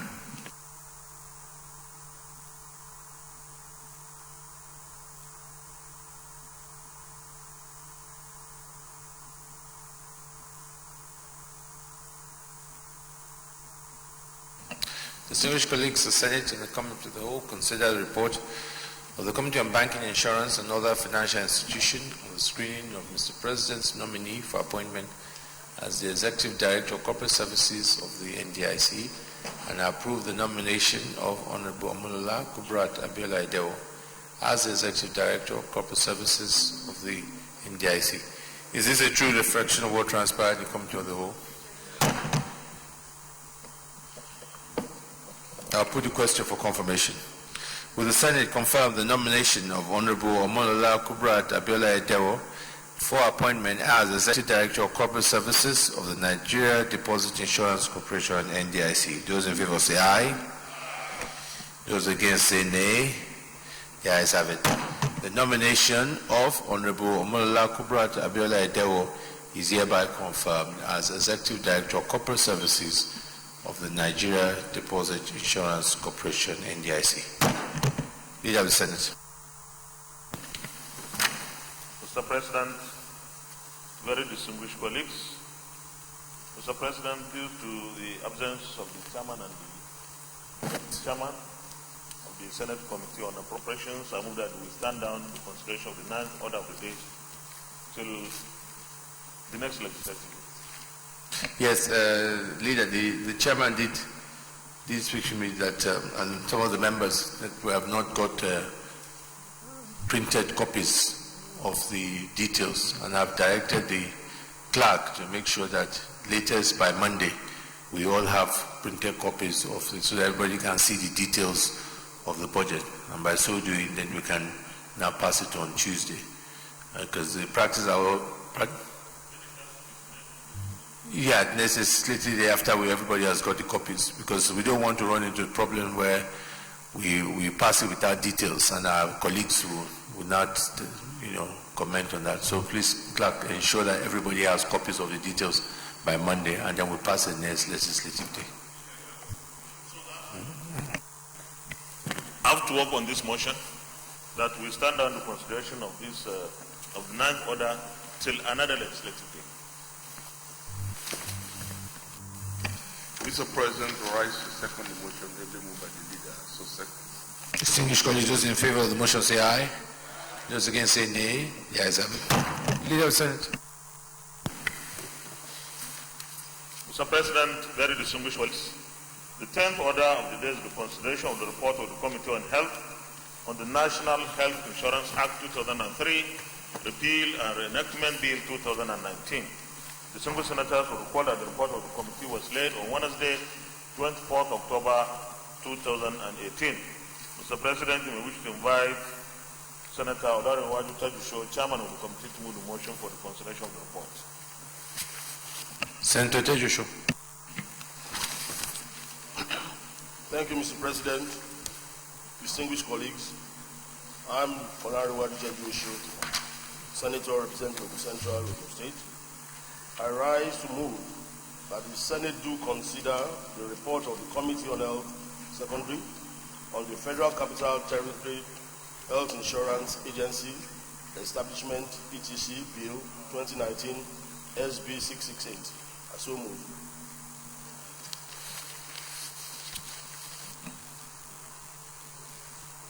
Sir Jubril. Thank you, Mr. President. I am Senator Barrow Jibrin. I stand to second the motion, ably moved by my friend, distinguished, the chairman, Senate Committee on Health. I so second. All right, those in support of the motion say aye. Those against say nay. The ayes have it. You can proceed. Thank you, Mr. President, distinguished colleagues.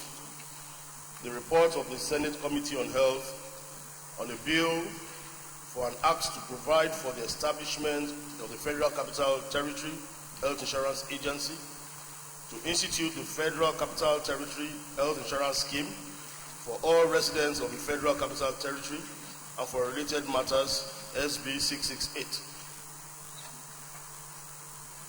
This bill was sponsored by Senator Philip Aduda, the Senator for the Federal Capital Territory.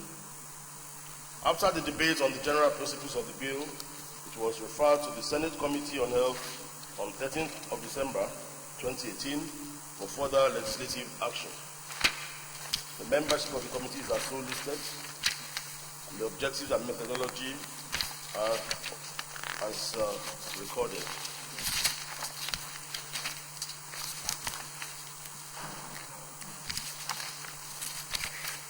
Page 5, number 6, the presentation submissions.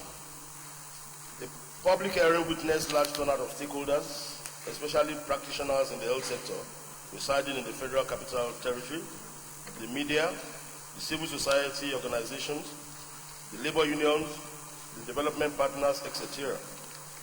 The public hearing examined every aspect of the bill, with stakeholders making reasonable suggestions to certain amendments and inclusions to the bill. Some of these suggestions have direct effect to what the committee finally considered and produced the report, which is before the Senate for consideration and approval today. It should be noted that some of the amendments proposed by the participants were taken or adopted, while others which were not to the bill were set aside. Generally, the committee, as well as participants at the public hearing, agreed with the intention of the bill. Thus, the current bill is a product of several stakeholders' engagement and input. This was evident from the deliberation and submissions of the public hearing, where a majority of views expressed were for the enactment of an inclusive piece of legislation.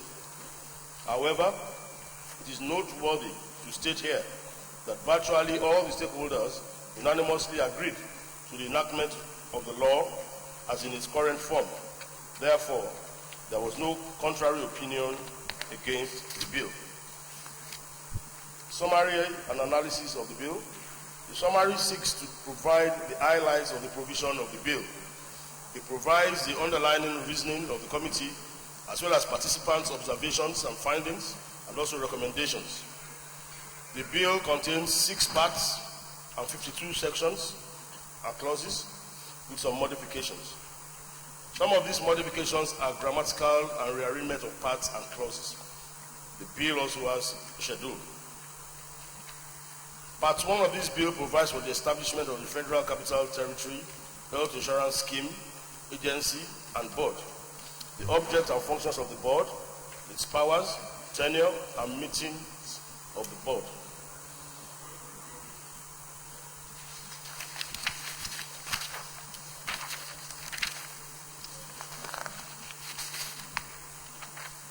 Observations, findings. Mr. President, distinguished colleagues, that's on page 7. It is important to note that from the submissions, presentations made at the public hearing, and the subsequent considerations of the bill by the committee, especially at the retreat, we observe as follows. Number 1, that the consensus of opinion of stakeholders at the public hearing favored the establishment, enactment of the Federal Capital Territory Health Insurance Scheme Agency Bill. And number 2, that the universal health coverage is key. Thus, the passage of the bill is perceived as a step in the right direction, a step that will lead the Federal Capital Territory residents towards global health targets for universal health coverage. Recommendation. The Committee on Health, to which was referred a bill to establish the FCT Health Insurance Agency, having considered same, reports and accordingly recommends as follows. That the Senate do consider and pass the bill for an act to provide for the establishment of the Federal Capital Territory Health Insurance Agency, to institute the Federal Capital Territory Health Insurance Scheme to provide comprehensive, quality, and affordable healthcare services for all residents of the Federal Capital Territory and for related matters 2019. Be so moved. On behalf of the members of the committee, I wish to express our gratitude for this opportunity to serve you, our colleagues, and our nation, Nigeria. Thank you, Mr. President. Senior Leader.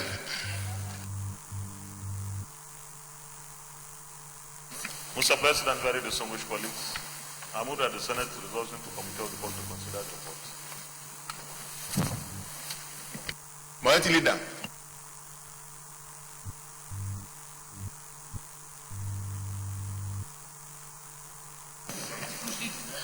Mr. President, I rise to second the motion.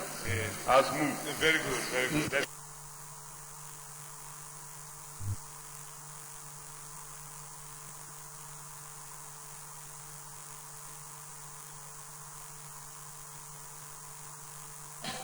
Dear colleagues, in support of the motion that the Senate do resolve into the Committee of the Whole to consider this report, say aye.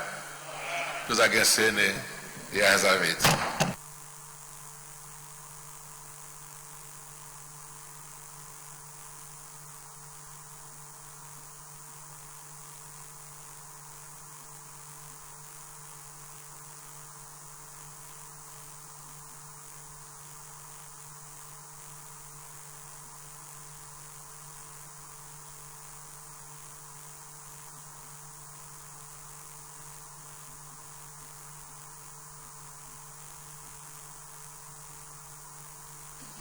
Dear colleagues, any comment?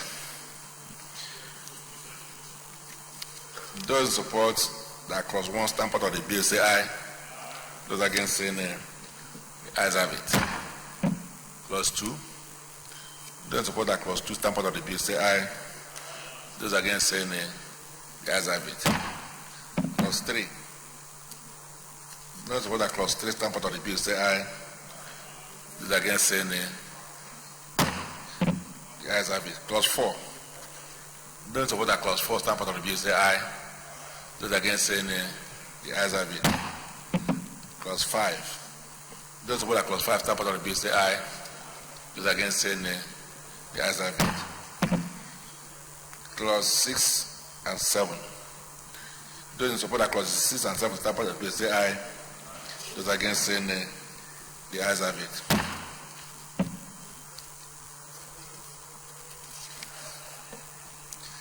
Clause 8 at page 10. Those support that clause 8 stamp out of the bill say aye. Those against say nay. The ayes have it. Those support that clauses 9, 10, 11, and 12 stamp out of the bill say aye.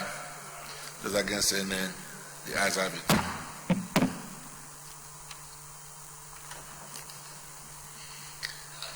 Those support that clause 13 stamp out of the bill say aye. Those against say nay. The ayes have it. Clause 14 and 15. Those in support of clauses 14 and 15 stamp out of the bill say aye.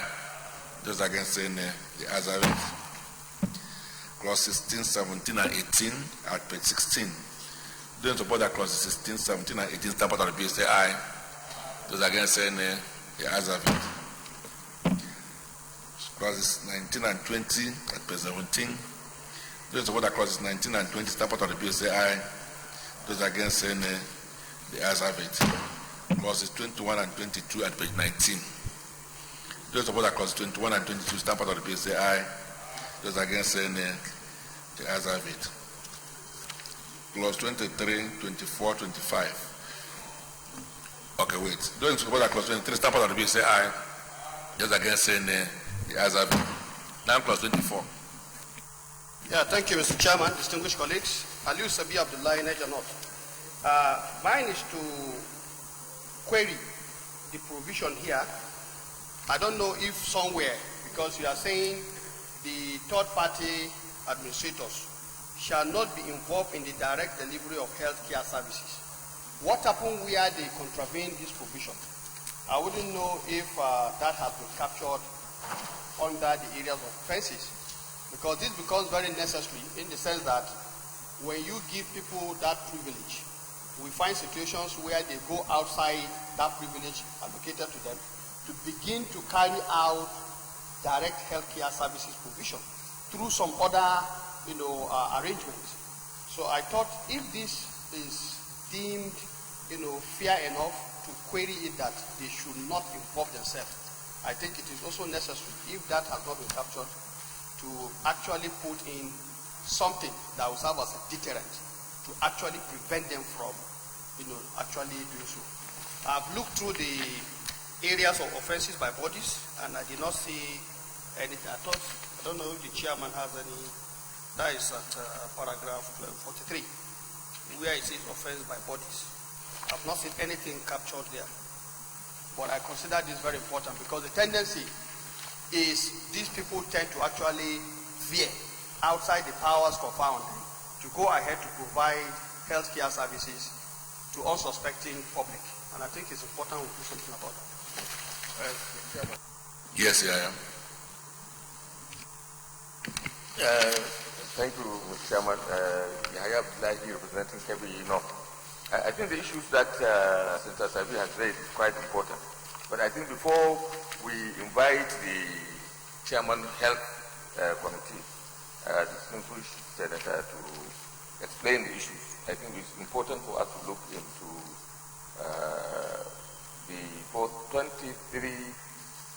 the functions of the third party people, because they are not by themselves health administrators or health care delivery institutions.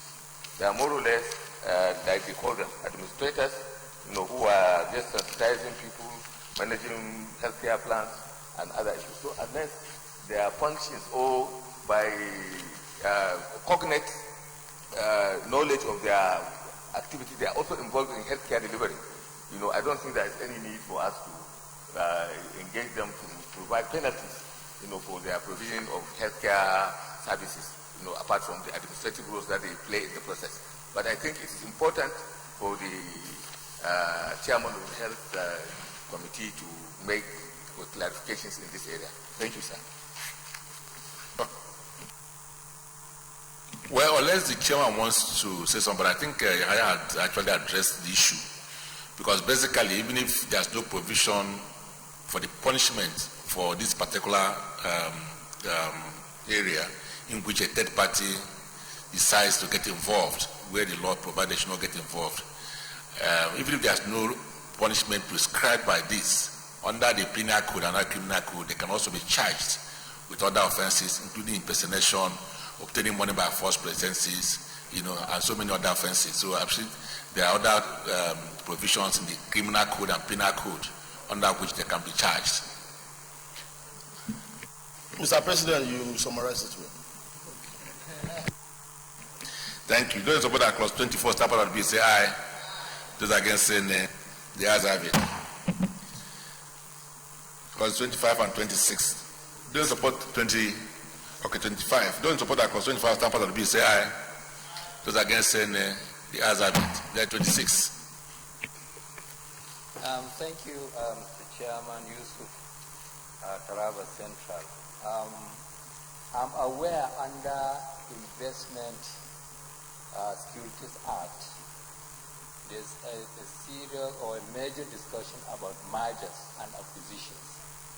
And Section 26 here is referring to KAMA in respect of mergers and acquisitions. I don't know whether the chairman has taken a good look at the provisions of mergers and acquisition in Investment Securities Act. That's what I'm doing, so that we don't have conflict with what KAMA is saying and what ISA is saying and what this bill is saying.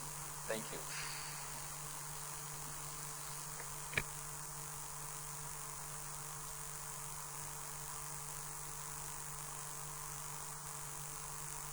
Chairman, do you have anything to say? Yep.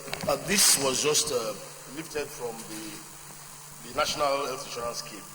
We have the same clause there, which I believe has been really dealt with before we added it to this.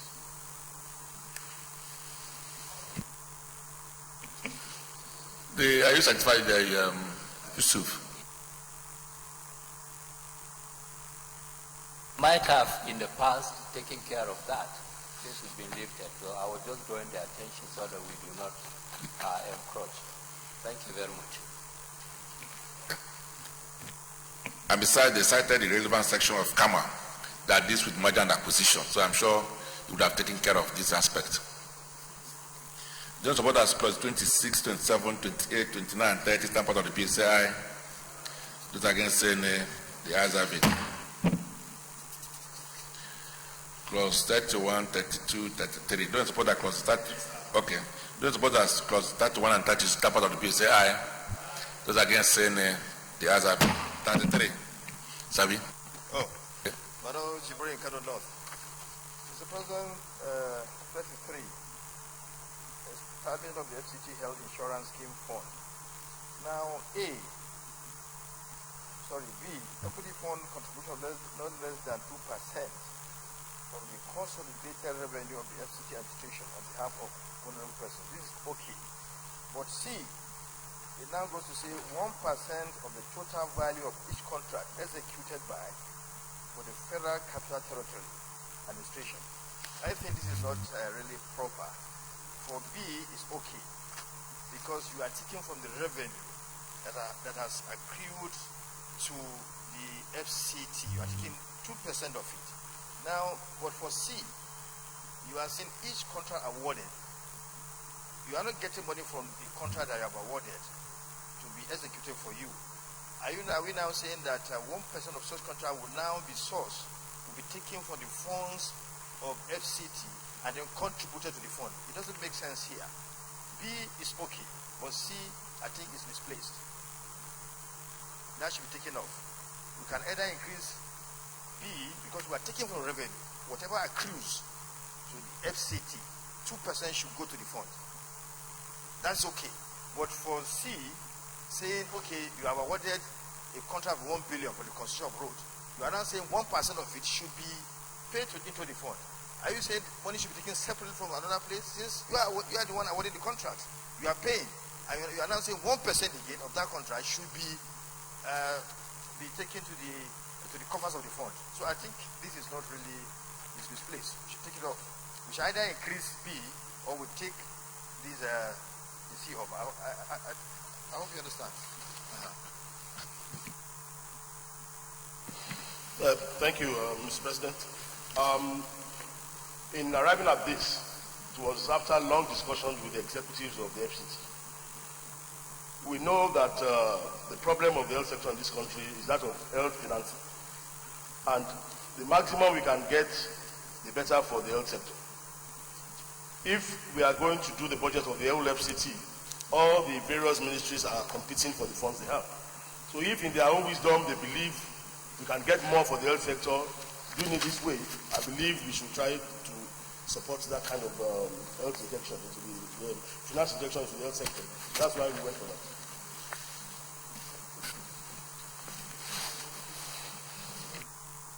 I think in addition to the issue raised by Jubrin, I'm also confused as to who pays this money. Is it the contractor or the FCT?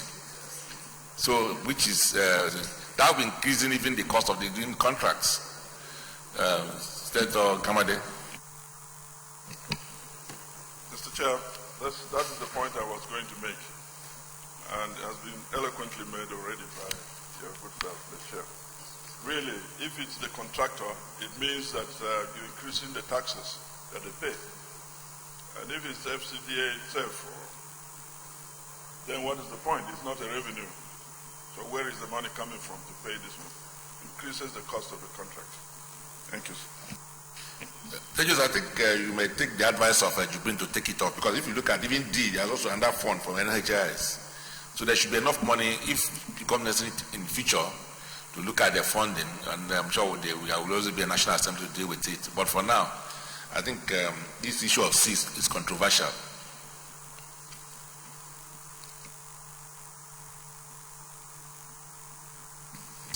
As you so please. So, dear colleagues, C-2033, 2C is taken out. So, those in support that clause 33 as amended, start out of the PSI, those against saying the ayes have it. Clause 34, disbursement of funds. I just want to help them because it's not just to create a law, but find a way to make sure that whatever is there can be implemented. 3 on page 24. 3. It said the fund shall be ring-fenced from other government funds and not subject to violence for other purposes other than listed below in section 35. How do you ring-fence the money? There should be modality for ring-fence. When you just state 24, sir. 24, page 24. 3. The fund shall be ring-fenced from other government funds and not subject to violence for other purposes other than listed below in section 35.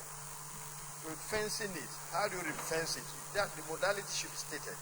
Because when you just say it this way, there's no modality, there's no way of ring-fencing. You are saying nothing.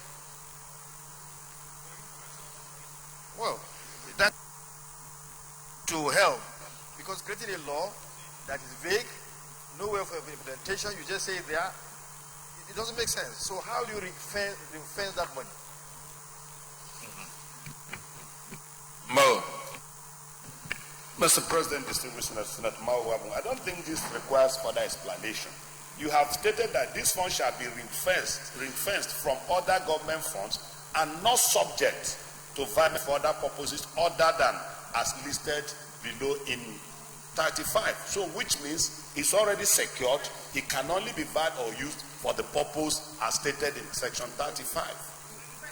So that is the ring-fencing, which means it cannot void or use it for any other purpose than the purpose as stated in section 35. It's just English language statement. So, Sabi? I stand to agree with Senator Mao's position because it is already saying that you cannot do this, you cannot do this. So you have already ring-fenced it. And you have actually stated that except for the purpose for which it is meant, as stated under section 35. Even though we've not gotten there, but a quick glance of what happens there clearly shows that this fund is meant to actually keep it away from even being fired and to keep it for the purpose for which it is meant. So when all of this happens, it means you've ring-fenced it already exactly for the purpose. Yeah, I think we should leave it as it is as far as possible. Okay, 34. Those support that clause 34 stand part of the BSAI. Those against saying the ayes have it. 35. Those support that clause 35 stand part of the BSAI. Those against saying the ayes have it. Clauses 36, 37, and 38 at page 26. Those in support that they stand part of the BSAI. Those against saying the ayes have it. Clauses 39 and 40. Those support that clauses 39 and 40 stand part of the BSAI. Those against saying the ayes have it. Clauses 41 and 42 at page 28. Those in support that clauses 41 and 42 stand part of the BSAI. Those against saying the ayes have it. Clauses 43, 44, 45, 46, 47. Those in support that they stand part of the BSAI. Those against saying the ayes have it. Clauses 48 and 49 at page 31. Those support that clauses 48 and 49 stand part of the BSAI. Those against saying the ayes have it. Clauses 50 and 51. Those support that clauses 50 and 51 stand part of the BSAI. Those against saying the ayes have it. Clause 52. Those support that clause 52, which is short title, stand part of the BSAI. Those against saying the ayes have it. Explanatory memorandum. Those support that explanatory memorandum stand part of the BSAI. Those against saying the ayes have it. Schedule.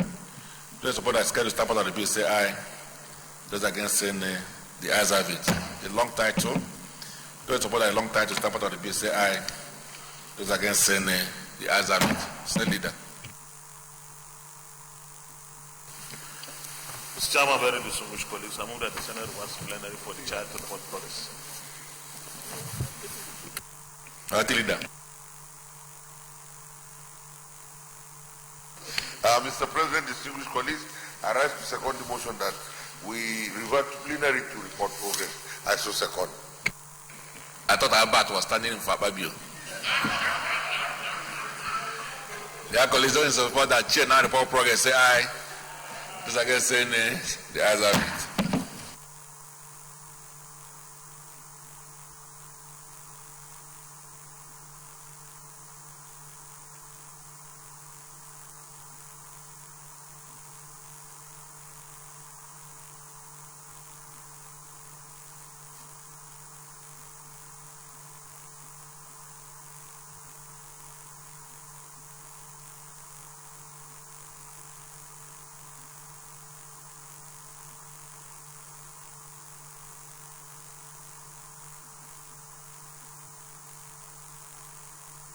Distinguished colleagues, the Senate and the Committee of the Whole consider the report of the Committee on Health Secondary on the FCT Health Insurance Agency Establishment, etc. Bill 2019 and approved as follows. Clauses 1 to 32 as recommended, 33 as amended, 34 to 51 as recommended, the schedule as recommended, explanatory memorandum as recommended, short title as recommended, long title as recommended.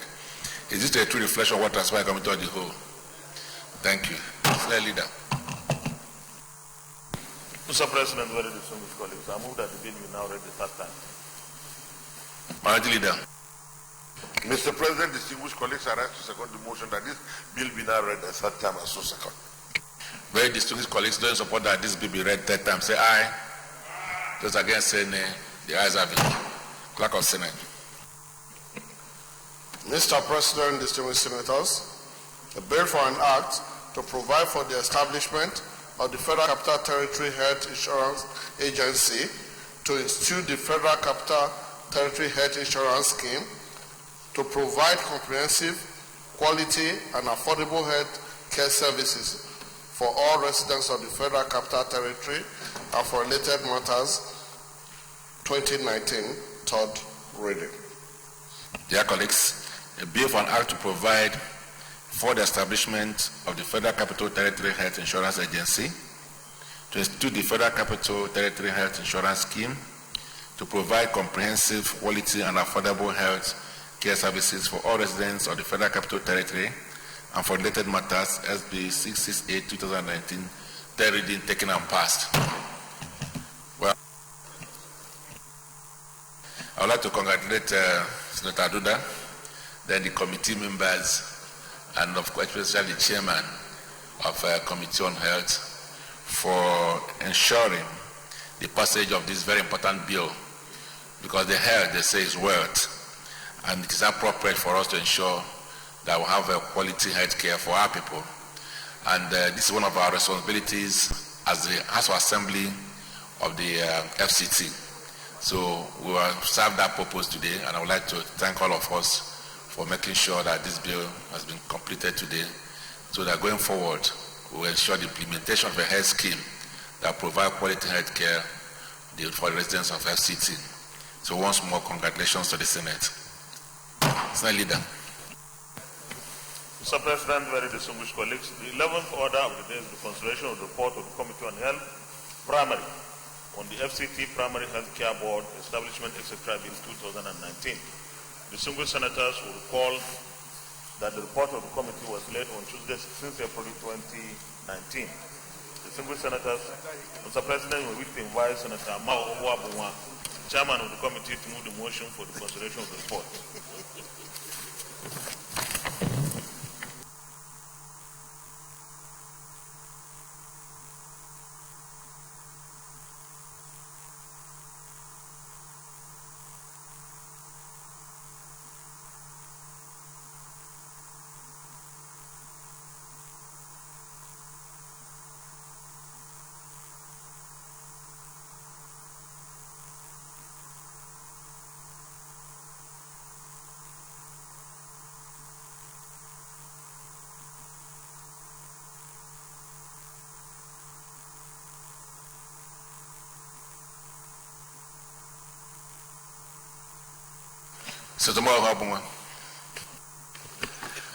Mr. President, distinguished senators, my name is still Senator Mao Obuabunwa not. Mr. President, I move that the Senate consider the report of the Committee on Primary Health and Communicable Diseases on FCT Primary Health Care Board Bill 2019, SB 669. I move. Senator Rozoko.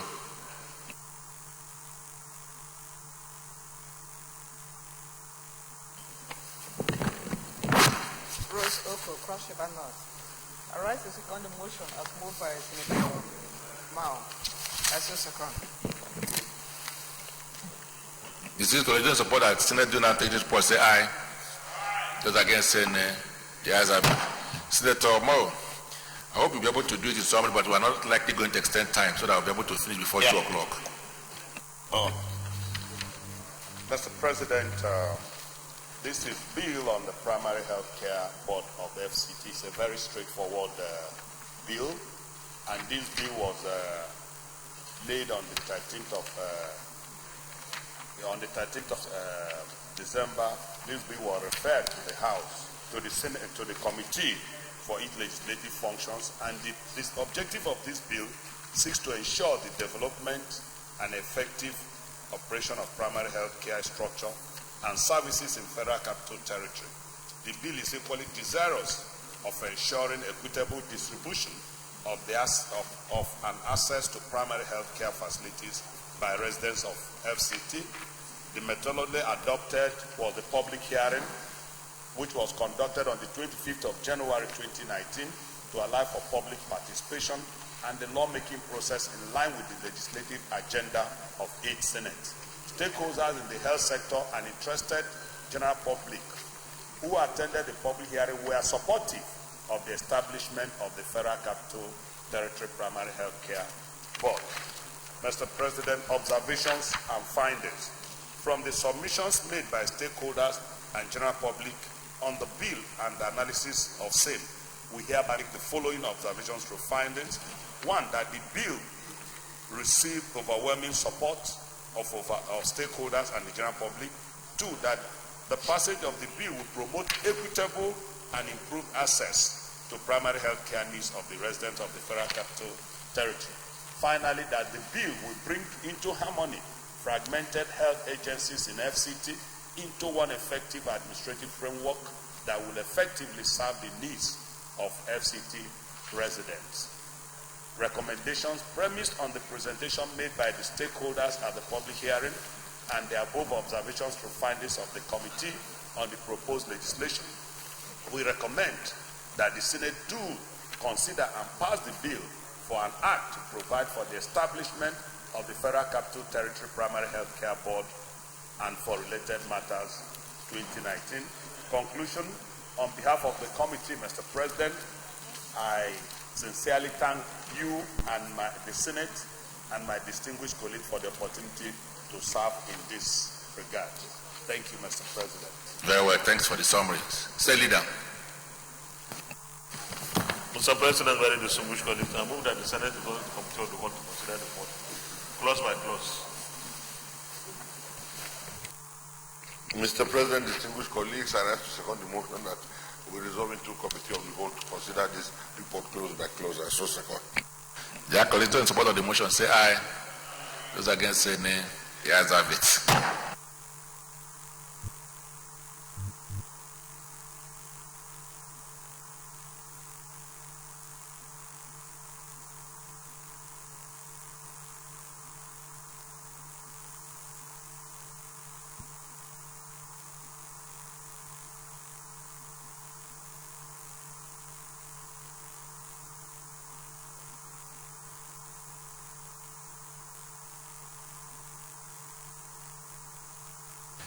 This is a very straightforward bill.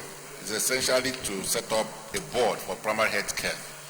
So I just seek a cooperation to enable us quickly pass this bill. Dear colleagues, those in support that clause 1 standpoint of the bill say aye. Those against say nay. The ayes have it. Those in support that clauses 2 to 10 standpoint of the bill say aye. Those against say nay. The ayes have it. Those in support that clauses 11 to 20 standpoint of the bill say aye. Those against say nay. The ayes have it. Those in support that clause 21 to 30 standpoint of the bill say aye. Those against say nay. The ayes have it. Those in support that clauses 31 to 43 standpoint of the bill say aye. Those against say nay. The ayes have it. Those support that scared to start from one part of the bill say aye. Those support, those against say nay. The ayes have it. Those support that explain memorandum at page 24, start part of the bill say aye. Those against say nay. The ayes have it. Those in support that the short title, start part of the bill say aye. Those against say nay. The ayes have it. Those support that long title, start part of the bill say aye. Those against say nay. The ayes have it. Senate Leader.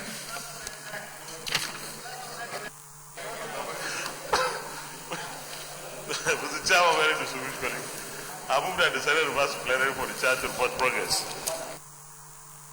Mr. President, Mr. Chairman, distinguished colleagues, I rise to second the motion that the chair revert to plenary to report progress as to second. Very well, thank you. The other colleagues don't support that chair now report progress. Say aye. Those against say nay. The ayes have it.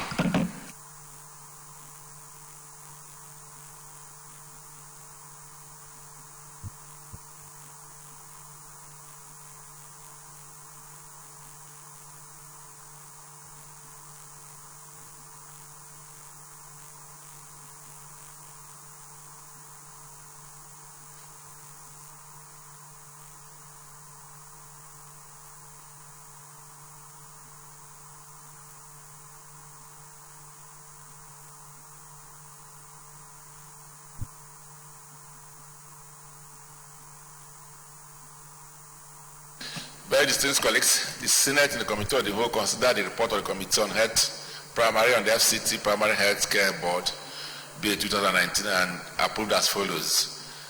Clauses 1 to 42 as recommended, schedule as recommended, explanatory memorandum as recommended, short title as recommended, long title as recommended.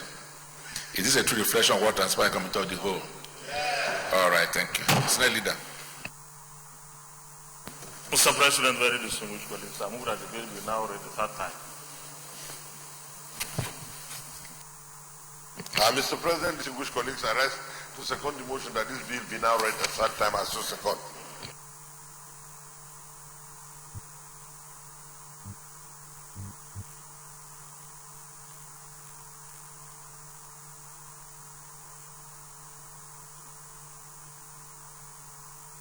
Dear colleagues, don't support that this bill be read third time. Say aye. Those against say nay. The ayes have it. Lack of Senate. Mr. President, distinguished senators, the bill for an act to provide for the establishment of the Federal Capital Territory Primary Health Care Board and for other related matters 2019, third reading. Distinguished colleagues, a bill for an act to provide for the establishment of the Federal Capital Territory Primary Health Care Board and for other related matters 2019, third reading taken and passed. Once more, let me thank the Committee on Health Primary and the distinguished senators for ensuring the passage of this particular bill. As I said earlier, essentially we are the House of Assembly of the FCT, and in the exercise of our function at the House of Assembly, we need to pass legislations that are also good for the well-being and good governance of FCT. Just as we're enshrined by the Constitution to do so for the federal government, for the Federation. So in exercise of that function today, we've passed again another bill relating to the health care, and this time to provide for a board to deal with primary health care. Primary health care is very essential in health care anywhere in the world. So this is the basic thing we need to do to provide for the health services for the residents of FCT. And having done this, I would like to thank you and congratulate you. We do hope that the board that will come forth following from this bill will live up to the expectations of this Senate, namely to provide quality health care for the residents of FCT.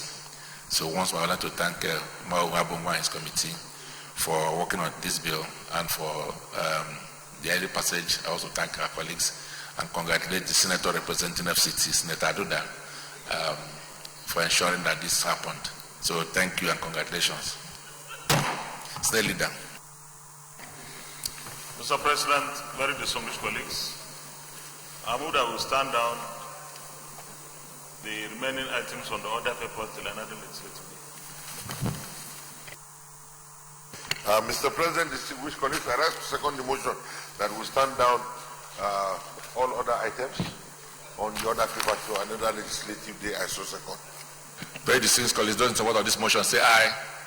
Those against say nay. The ayes have it. Send it down. Mr. President, very distinguished and respected colleagues, having concluded today's proceedings on the order paper, I hereby move that the Senate do adjourn till tomorrow, the 25th of April 2019, at 10 a.m. prompt. I so move. Mr. President, distinguished colleagues, I rise to second the motion that this Senate do now adjourn to Thursday, 25th of April 2019. I so second. Distinguished colleagues, those in support of the motion that this Senate do now adjourn to Thursday, the 25th day of April 2019 at 10 a.m. prompt say aye. Those against say nay. The ayes have it. The Senate is accordingly adjourned.